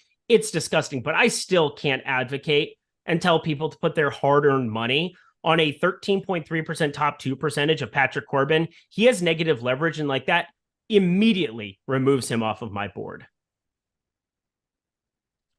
I'm going to see what happens here when I rerun my lineups in a second, because I'm with you also, where I'm inclined to think I'm going to get underweight to the field on Patrick Corbin. I'm not sure how underweight to the field I'm going to get on him.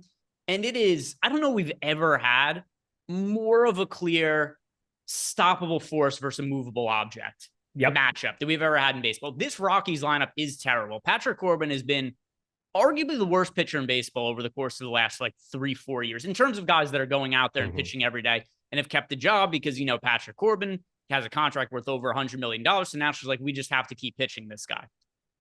I really just don't know what to make. I'm just going to do whatever the data ends up telling me to do because Patrick Corbin sucks. The Rockies suck, but both sides are so cheap. It's hard for me to see a way that at least one of them doesn't win out and end up being decent relative to their price tags. And maybe that also means I just get some of both of them. Based on the ownership, though, I think I might be a little bit more inclined to the Rockies just because Corbin is as popular as he is.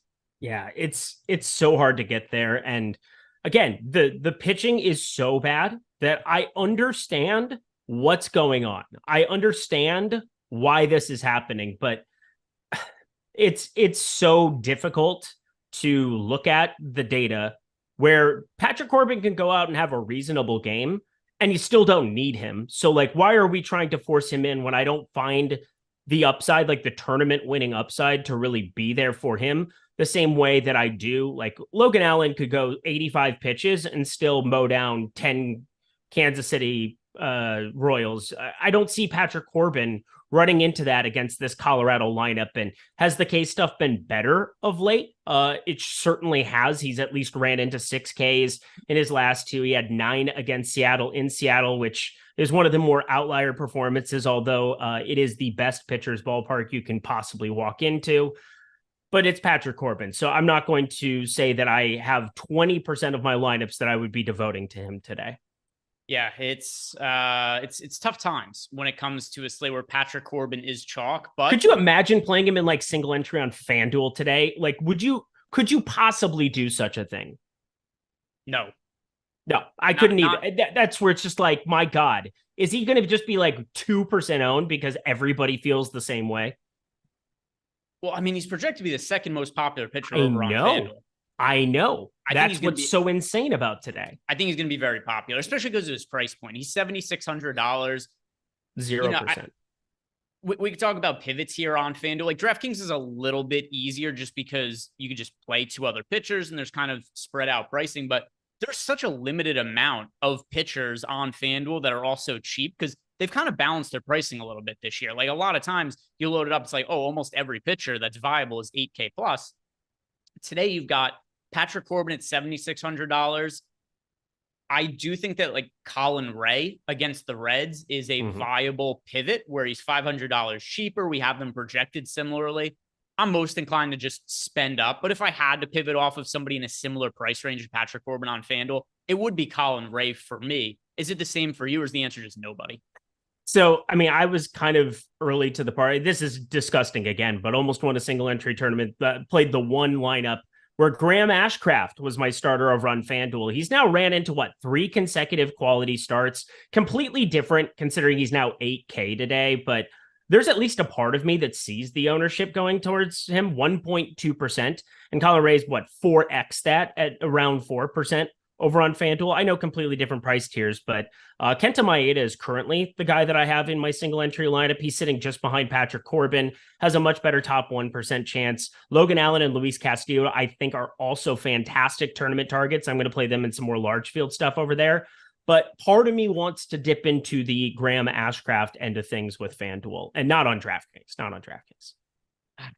Graham Ashcraft sucks too. I mean, the guy, I have to look through his game log. How many good starts did he have this year?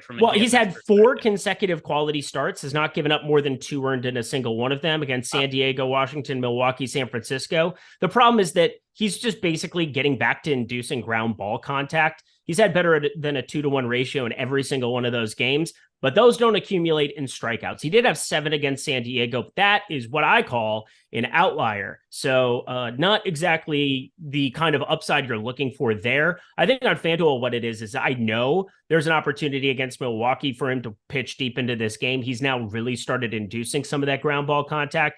If he can avoid the Yelich-Contreras combo at the top of this lineup, I do think there's viability to him on FanDuel and FanDuel alone. How many starts since May do you think he's had with more than 3 strikeouts? I know 1 because the San Diego one. I'm going to say 1. Yeah, 1. Since May. 1 start the entire year. By the way, one of the top projected bets that we have in all of our data today, under 4.5 strikeouts for Graham Ashcraft. I get it. When he is gone 2 months with 1 start where he's had more than 3 strikeouts, 4.5 is a really big problem. By the way, for the entire season, let's see, I'm about to just count these out. He's made 18 starts. I'm going to look at all the data. Of those 18 starts, how many times do you think he's had 5 or more strikeouts, Eric? I'm not advocating for him on DraftKings. No, this is purely. I'm going to say 2. I'm going to say 2. It is 5 this year. Oh, never mind. I thought you were going to lowballing me. Yeah. But I didn't know the answer. I had to look at it. I wasn't looking. 13 out of 18 starts hit the under on this prop. That's the line for the day. He's only hit the over once since May. So Graham Ashcraft, one of the top strikeout prop bets of the day in our data over at BetPro and at OddsShopper. If you guys want to sign up over at BetPro, there is a link below in the description box that is going to get you a pretty good discount the first time you sign up. But under 4.5 strikeouts for Graham Ashcraft, I do like that as another way to make some money for tonight's slate beyond just playing terrible pitching options. But let's talk about some of the contrarian pitchers and also anything. I'm fairly neutral to the field on Luis Castillo. Do you have any strong takes on him? Nope. Luis Castillo, I think it's a push-pull kind of situation. I think Minnesota lefties look good going up against him. Luis Castillo, he did have success in Cincinnati, but he's been pitching in T-Mobile for the last, for his home games. And you get him outside into target field against left-handed power, which even Trevor Larnach stepping in for Byron Buxton, it reduces the outlook in terms of power. Luis Castillo, he will allow he will allow lefty power. And so you have enough of it in Kirilloff, Kepler, Wallner, Gallo that it's not going to change my complexion for it. I could see Luis Castillo being the highest scoring pitcher. I could also see him running into some very low owned bombs here. Now we've got a question here from Einstein, and he wants to know if we are willing to play the Padres as a stack with Yu Darvish to offset the Darvish ownership. I am a little bit overweight to Padres stacks, so I don't have an issue with that. I also think there's other ways you could differentiate your lineups. Going to be talking about some of that in a second. Do you like the Padres at all as a stack combined with Yu Darvish as a pitcher? I don't really have a strong stand on the Padres. I think I'm pretty neutral to them right now on DraftKings. On FanDuel, I'm getting a little bit more at the top of the lineup. They are more expensive, but we have the money to be able to spend over there. There's nobody that's really cost prohibitive on FanDuel. I mean, even Ashcraft's 8K. I mean, you're running into like the same pitcher over and over there. Kenta Maeda, the guy that I'm the most exposed to over on FanDuel for the day at the pitcher position. Definitely shorting Patrick Corbin at this kind of a number, that's for sure. But San Diego looking pretty neutral for me. All right, let's go ahead and talk about contrarian pitchers. And I really do think this is a way that you can make some money on this slate. If we generally don't like the chalk pitchers, right? Like Patrick Corbin is chalk today. It stands to reason that there is ways that we can make money being contrarian at pitcher. Is there anybody that's really standing out to you from a contrarian standpoint? Maybe you hate, but relative to his projection, ownership, all things being considered, you're going to be overweight too. All projection, literally nothing else. Michael Grove. I'm playing Michael Grove. I'm holding my nose. I'm counting to 10. I don't know what to do with it. He's at 20.4% K rate. This is not a good strikeout matchup. This game has a 10 total pretty much everywhere now. He's a four-seamer slider guy. There's not a whole lot of deception thrown into the mix, but he's young. He's 26 still, 5.17 expected ERA. Last season, half the sample size, but a 3.10 expected ERA was at least getting by in that regard here. I'd like to see him start to integrate a little bit more of that curveball because it seems to be a pretty effective pitch against, well, there's not really a lot of lefties to worry about in the Toronto lineup. You're basically only worried about the righties, and that's where that slider does come in handy. He's got a 407 slugging with it, 371 expected slugging. Just throw that a lot against this lineup, and maybe you run into some whiffs. 40.7% whiff percentage on that pitch for the season. Price projection, he's sitting right there at north of 12 on DraftKings, nearly 13 we have him projected for. He's other than John Gray up there, 8,700 against Houston, which isn't the most comfortable click. The K rate's been way down for him, sub 20% now on the season. I think Michael Grove, 6,300 is just a guy I'm landing on because I don't want to play anybody else. Same page for me. That's my contrarian guy that I was queuing up to talk about. Ended up coming up as one of my more rostered value pitchers when I was running my lineups through our simulations. And here's the main reason why, by the way. Well, two reasons. Number one, pitching options suck and he's cheap. Yeah. The other part of this also is we have an just uber chalky Toronto Blue Jays team. Going to look at our updated projected ownership here, and it's come down a little bit from earlier today, but still, we only have one team projected for more than 8% ownership as a stack today, and it's the Toronto Blue Jays at 12.8% ownership as a team over on DraftKings. Also going to pull up the FanDuel ownership and update that to see where that is sitting at. They are at 14.1% over on FanDuel. So I don't like Grove as a pitcher, but he's only 3% owned. The Blue Jays are by far the most chalky offense on the entire slate, both FanDuel and DraftKings. And there's leverage to be had by playing him in large field tournaments. It's not going to go crazy. I'm not playing 50% of Michael Grove or anything, but my last sims, I was getting to him in right around 20% of my lineups. I think that serves a nice little leverage piece. I'm considering playing him in single entry because I do expect the Blue Jays to be 30 to 40% owned in single entry tournaments. It's just a simple way to get leverage off the field. We don't really love the other options that are on the board anyway. So Michael Grove, and it's primarily just because of ownership and leverage purposes. Yep. Both kind of get mixed in for me as well. I mean, I do expect Toronto to find some sort of success there, but maybe we can run into a couple of extra strikeouts. And then I look at the bottom of the barrel and there's nothing that looks appealing. I mean, Colin Ray is pulling 12.5% ownership. That is a no-go for me. There's enough on the Cincinnati side. Ellie De La Cruz went yard against you yesterday. You know, that's the guy finally did something again. Nice to see him back in the fray somewhat, but overall, it's not just him. It's the Fraleys, the Friedels. There's enough there in the Cincinnati lineup that I just don't want to play him at double-digit ownership. Anything else you want to talk about at pitcher? Quinn Priester. Let's see. Do I have him at all? Not really. I mean, there's a lot of shitty pitching options here. Maybe you could convince me to give him an ROI boost in the Sims. So try to sell me on Quinn Priester, who I'm almost positive. This is an NPC created character. I have 8% of him right now. He pitched at Indianapolis. They are still called the Indians, so that's not exactly apropos for AAA, but 1.36 whip, 87 and 2/3, pretty decent strikeout stuff, nearly a K per, nearly 9 Ks per 9 there, so just baseline of 1 there at the AAA level. I think the ground ball rate is going to be something I want to pay attention to quite a bit here. It looked as though in his first start, that's going to be something that he can at least pull off to a certain extent. It has more to do with price. It has to do with there's nothing else down here that's really contrarian to me that is interesting. I don't want to play Yarborough. I'm 100% not playing Adam Wainwright. And Michael Grove at 6,300 was just showing up for me. And, crazy amount. We only saw 73 pitches from Quinn Priester. It's a very difficult matchup here, but I do expect if you give me something like 12 ground balls like we saw against Cleveland, he just got BABIP'd to death. I think he's a better pitcher than that. He is a first-round prospect from 2019. He's a guy that overall in Indianapolis, the Pirates were excited to be bringing up. I think there's enough talent there where we can kind of like blindly click it on a slate like this. Let's answer a super chat that we got from Mr. CoolCam97. And then after we do this, Jordan, get ready to fire up the lineup generator because we're going to be looking at some of the top lineups that get generated over on DraftKings and FanDuel using our lineup generator tool. But first, Mr. CoolCam97 wants to know what our favorite contrarian stack is for FanDuel. So it has to be contrarian. And let's see, what do we want to call contrarian for today? Just going to look overall at the ownership. We've got, you can't go too contrarian, right? Because there's only so many teams to choose from. If we say that the mark is, below 5%, we're only giving ourselves 5 options. So let's say anything under 7% or lower. So everything from the Guardians and below in our team projected ownership.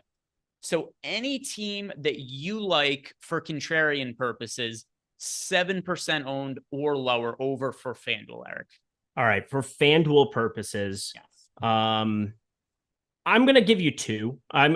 Mainly because it just depends on how risk averse you are. I think the best one to get to at current ownership for FanDuel alone is the Dodgers, 5.8%. I just think it's an upside offense. The top of this lineup, you get some cheapies at the back half of the lineup, but for FanDuel especially, you talk about Betts, Freeman, Muncy, getting an ownership discount on them.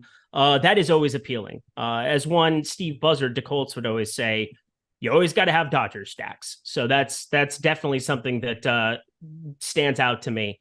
But I really like Seattle today against Kenta Maeda. You get a huge ballpark upgrade. I know the travel people are going to be up in arms here, but you're getting hot, humid weather here at Target Field. And it's been playing up 4 home runs of late here for FanDuel. And obviously stacking purposes where you're trying to run it together here. You're getting a popular Maeda. He and Patrick Corbin are 2-3 on the board there. Pretty distant 2-3, but still pulling 15-ish% ownership over on FanDuel.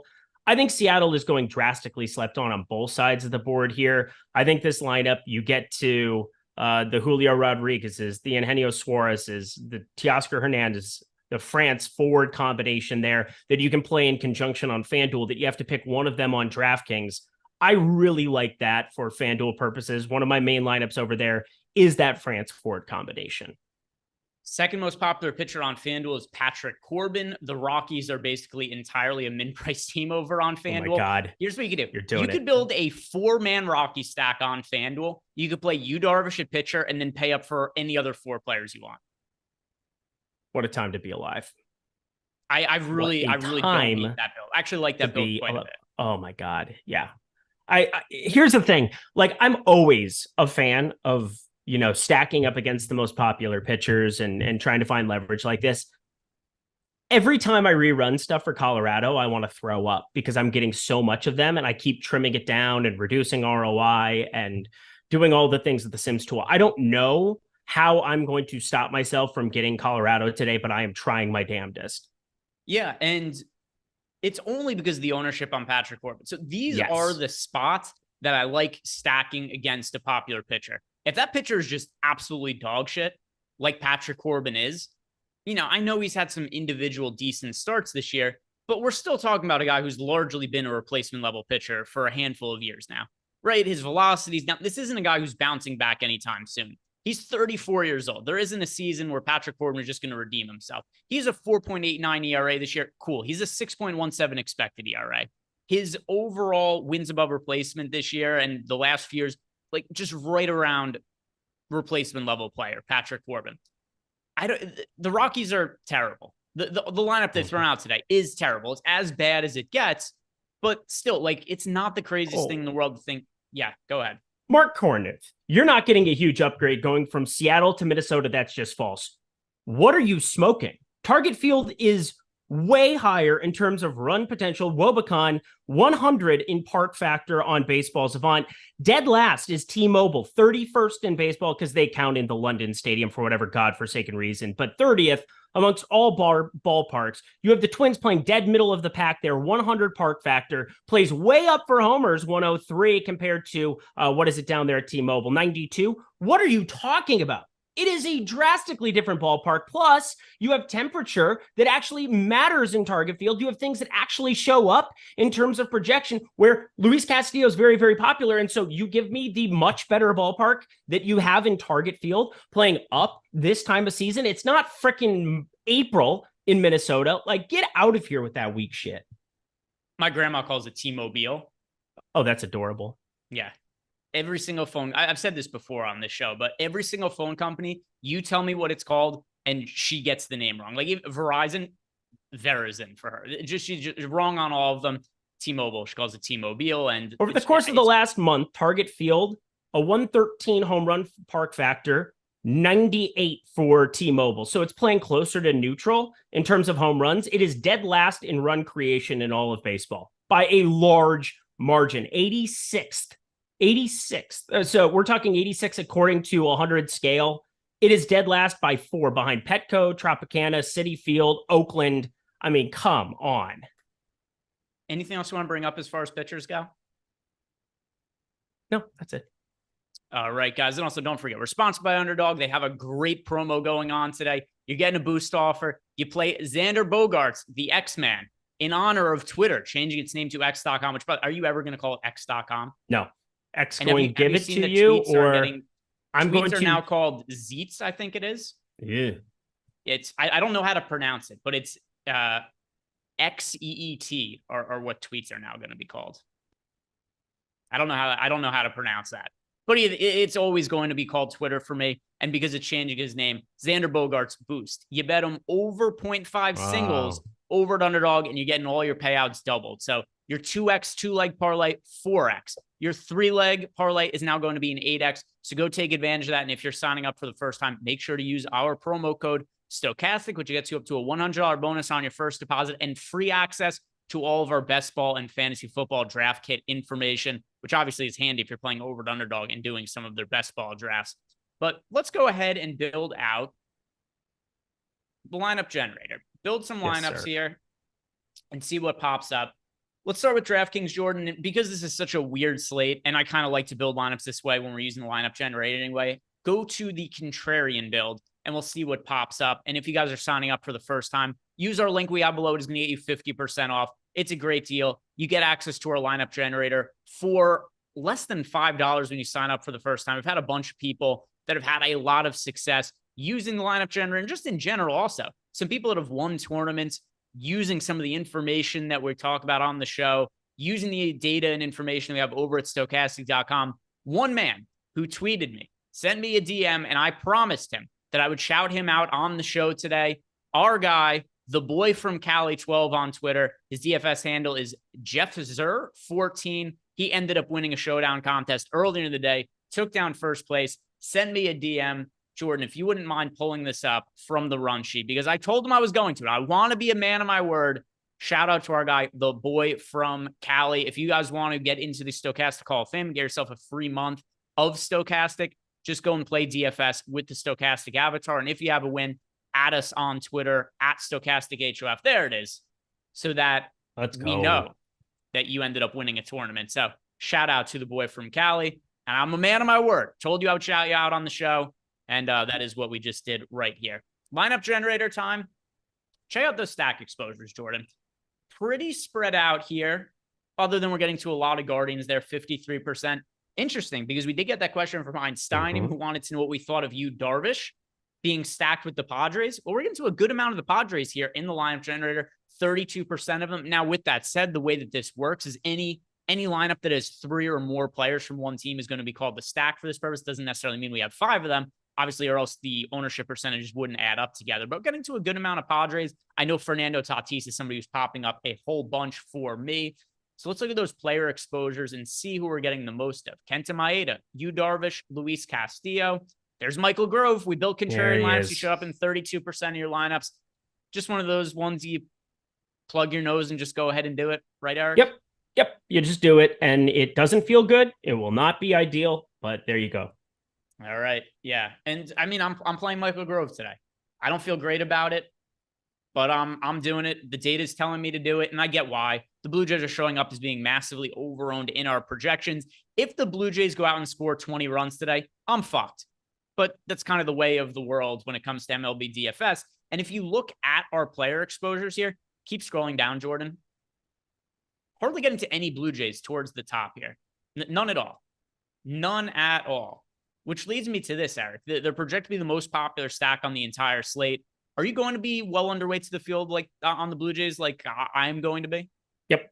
It's going to suck. But I mean, I love the over for that game. It was at 9.5 even money, and it was just popping, and there's nothing you can do about it. But from a DFS perspective, I just have to be playing more Michael Grove and fewer Toronto bats. I'm not full fading them by any means, but I'm right around 6%. So I'm undercutting the field by at least half. Yep. I'm absolutely going to be underweight to the field to them as well. As far as other stacks we're getting to here, or players, I should say. I'm really shocked. There's one team that I have by far the most of that isn't even showing up in this, and I'm a little bit shocked by it. Yeah. And who is that? Oh, Arizona. I have so much Arizona today. It's ridiculous. I do have a good amount of Arizona as well. They're the team that showed up the most for me this morning when I was doing the Sims, and even now as well. I mean, it's a team that I'm getting north of 20% of as a stack. It's insane how much I have of them.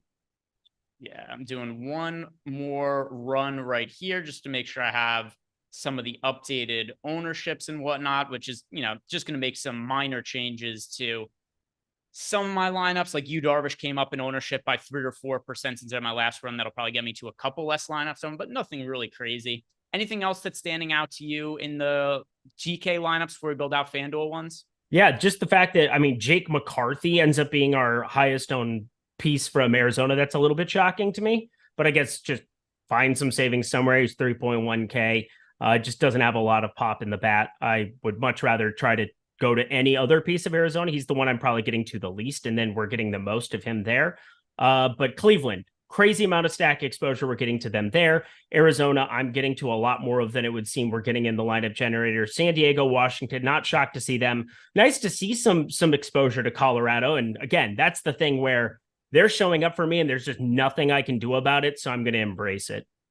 All right. So let's go and check out the FanDuel side of things. And something else also I'm going to recommend to you guys about the lineup generator, which I know the majority of you have heard me say a ton as of late, but I always have to assume there's some new people that are watching our show. Another way to use the lineup generator here is even if you don't want to just play the lineups it's giving you, something else you could do, or if you're just watching at home, going along with us, look at some of the players we're getting the most exposure to.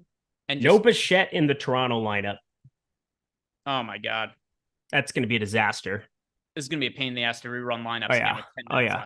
Springer, Guerrero, Belt batting third, Chapman, Merrifield, Varsho, Kirk, Espinal, Kiermaier. Well, fading Toronto feels a little bit better. No Bichette. And are you going to change anything with Michael Grove, or is it just like, hey, we've already got our Michael Grove exposure? Do we need to force ourselves to more of him? Well, I mean, I already feel like I'm going to be over. We'll see if people react to that. I mean, that's been the best hitter in this lineup all season long. Yeah. Bo Bichette has been. So I think that's a huge deal. It just came through. We've got 14 minutes to kind of rerun everything and have it set up to go. But Jansen dinged up, so I knew he wouldn't be out there. Alejandro Kirk was always going to be the catcher. You're getting him there, but that's a big discrepancy for Toronto stacks to not have exposure to him there. Having Belt batting third, now you're running into a Guerrero Belt situation. I just think Toronto's ownership, I think it has to come down because you're overlapping first base there, batting second and third. You're also no Bichette. Yeah, they're going to be cheaper, but do you want to be forcing in Varsho, Espinal, Kiermaier, Belt? Like, this is just such a gross spot. Like, if Toronto is going to be chalky, it's going to feel really good to be overweight to Grove right now. Yep, I'm going to be overweight to Grove, and I fully expect this to go terribly. Right? I know people are going to tweet at me later and be like, "Hey, look, Michael Grove sucked." Yeah, I expect him to suck today. It's just I think the times that he plays decently well, it's going to net me more money in the long run than the times he sucks in this kind of scenario, especially when you consider the Blue Jays ownership relative to Grove being 3% owned. So, hey, we ride. And maybe this is a sign as well, Eric, from the Blue Jays that we should be playing Michael Grove. They're signaling to us, hey, go out and play Michael Grove today. I was already going to fucking play him. I'm screwed now. We're so dead. Yeah. Hey. I just reran it. I have 32% of him now. I took Bichette out. If there was any point in time that this news could have come out, this lineup, this is ideal for what we wanted with Michael Grove, though, right? Yeah.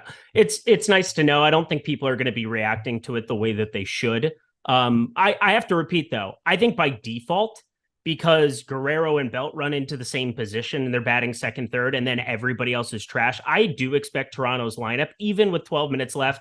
It's a long time before that game starts. I do expect Toronto exposure to come way down. I would be shocked if it didn't. I'm more interested, I think, at playing like a Brandon Belt as a one-off, playing George Springer as a one-off, guys like that, mainly because I do expect people to get off of Toronto in a pretty significant way now. I wouldn't say they're going to get off. Like, do you think the Blue Jays will be the most popular stack on the slate? I want to say Arizona. I'm just surprised to see Arizona falling by the wayside like this. Like Arizona, I'm pretty clear, pretty firmly for as the top stack on the board against Adam Wainwright. Adam Wainwright is terrible. And they can talk everything that they want about his shoulders feeling better. And this is the first time I've been healthy, yada, yada, yada. He has a 6.25 xFIP against lefties, a 5.50 xFIP against righties. He's literally giving up bombs upon bombs, 2.53 home runs per 9 against lefties on the season. He's striking out 11% of batters, so he's not missing batters in any way, shape, or form. A 723 slugging against lefties on the season. He is broken. He's just old. He's 41. He's making $17.5 million coming off of a really good 40-year-old season. But there's a reason he got a one-year deal, because eventually you fall off a cliff. It just happens to everybody. And it's happening to Adam Wainwright. I'd be very, very shocked if Arizona didn't completely light him up in a ballpark. Can we talk ballpark factors? Really good for doubles and triples, just throwing it out there. So maybe not necessarily all by the long ball, but God, Arizona stands out for me as this top stack on the board. Yep, it is the team I'm getting the most exposure to. And at least as of now, we do have the Blue Jays projected to be more popular than the Diamondbacks. I'm going to refresh ownership to see if anything has changed. Now that we don't have Bichette in the lineup, but I don't expect the results to be in immediately there. But, we've got the Blue Jays standing out, 13.2% projected ownership. Behind them, we've got the Nationals, 8.8% on the Diamondbacks, 8.3%, the Rangers, 8.2%, the Reds, 7.8%. So you got those teams grouped together as being the most popular stacks on the slate. You and I have both said we're going to be underweight to the field on Toronto Blue Jays. We feel even better about that because Bo Bichette is out of the lineup. We both like the Arizona Diamondbacks against the St. Louis Cardinals.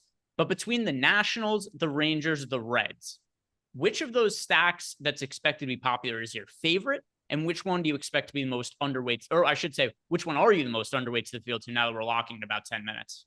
Yeah. So the one I'm the most overexposed to is the Nationals. I think that has more to do with the price. It's Colorado, the combination of Kaufman plus Bird plus this pen or whatever it's going to end up looking like. We do expect Carl Kaufman to come in and be the long reliever behind him. It's never fair when you compare AAA players in the PCL, Pacific Coast League. He pitches in Albuquerque, Reno, everywhere like that, but he's been pretty terrible even there, and then came to the bigs, 10.19 ERA, 2.04 whip over the course of not a nothing sample size, 17 and 2/3 innings pitched over the course of this season. Sure, you could say, oh, well, he pitches in Coors. No, 3 of his 5 outings have been outside of Coors Field so far this season. So Carl Kaufman, confirmed probably not good at the pitching of baseballs. If he's eating up a majority of these innings, it's hard to not have Washington exposure.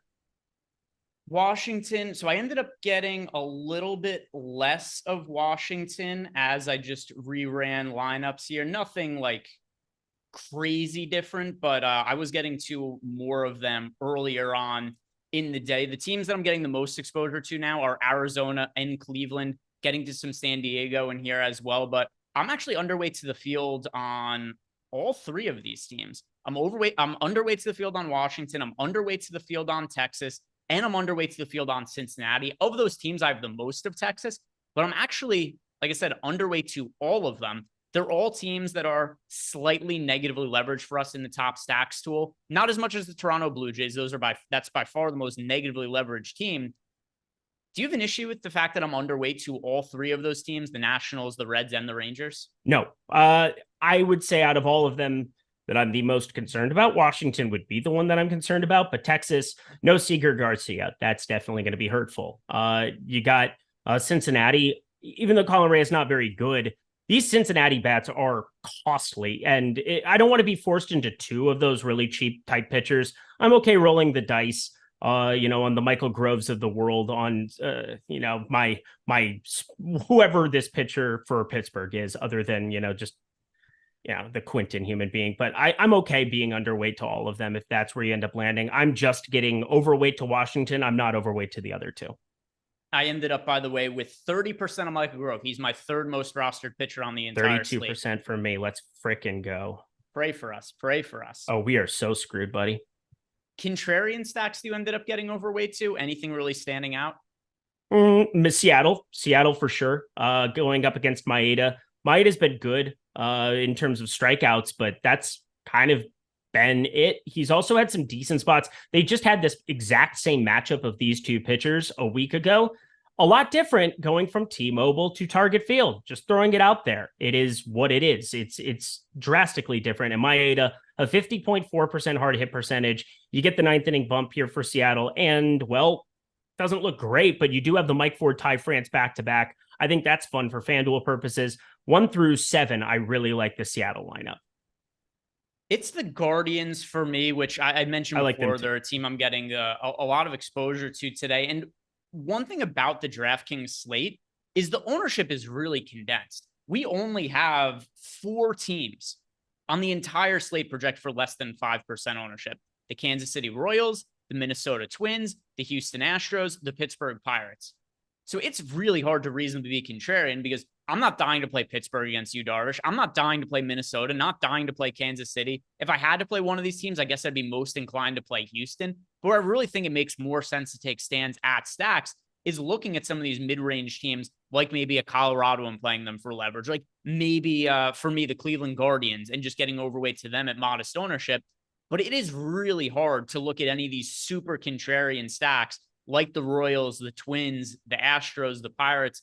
Are any of those sub 5% owned teams getting into like any kind of meaningful amount of lineups for you? It's a no for me. Nope. Yeah, I have, let's see. Of those, by the way, I'm overweight to the Mariners with you. Not like in a crazy way, but I'm a little bit overweight to the Mariners.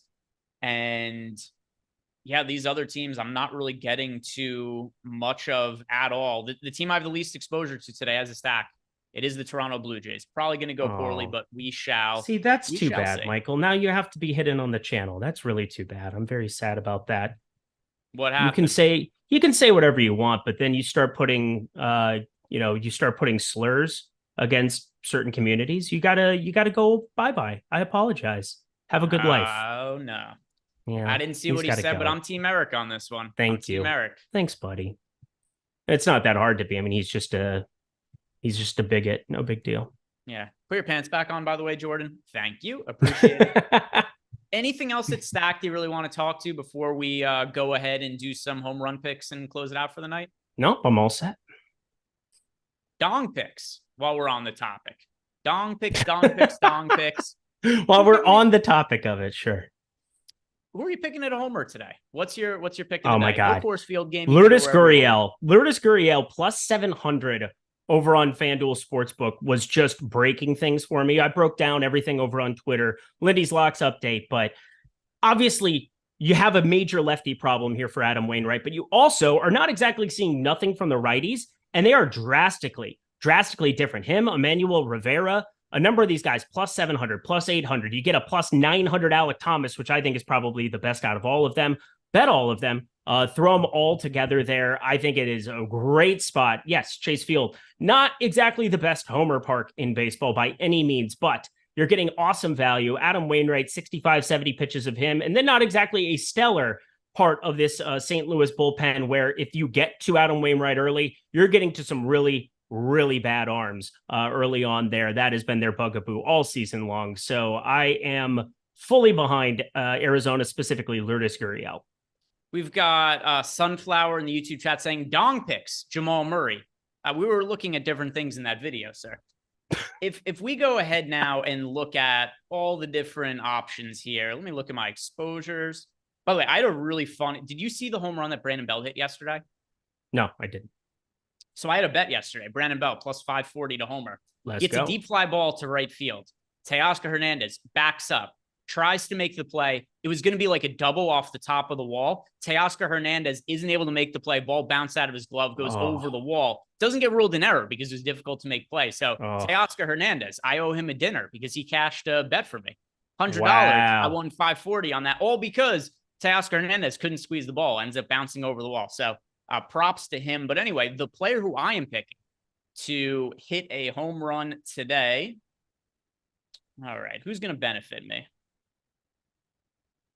I talked about it being a stack. I'm pretty well overweight to the field too. Jose Ramirez. That's going to be my home run pick of the day. Switch hitter. Ramirez having a pretty good season, as he always does.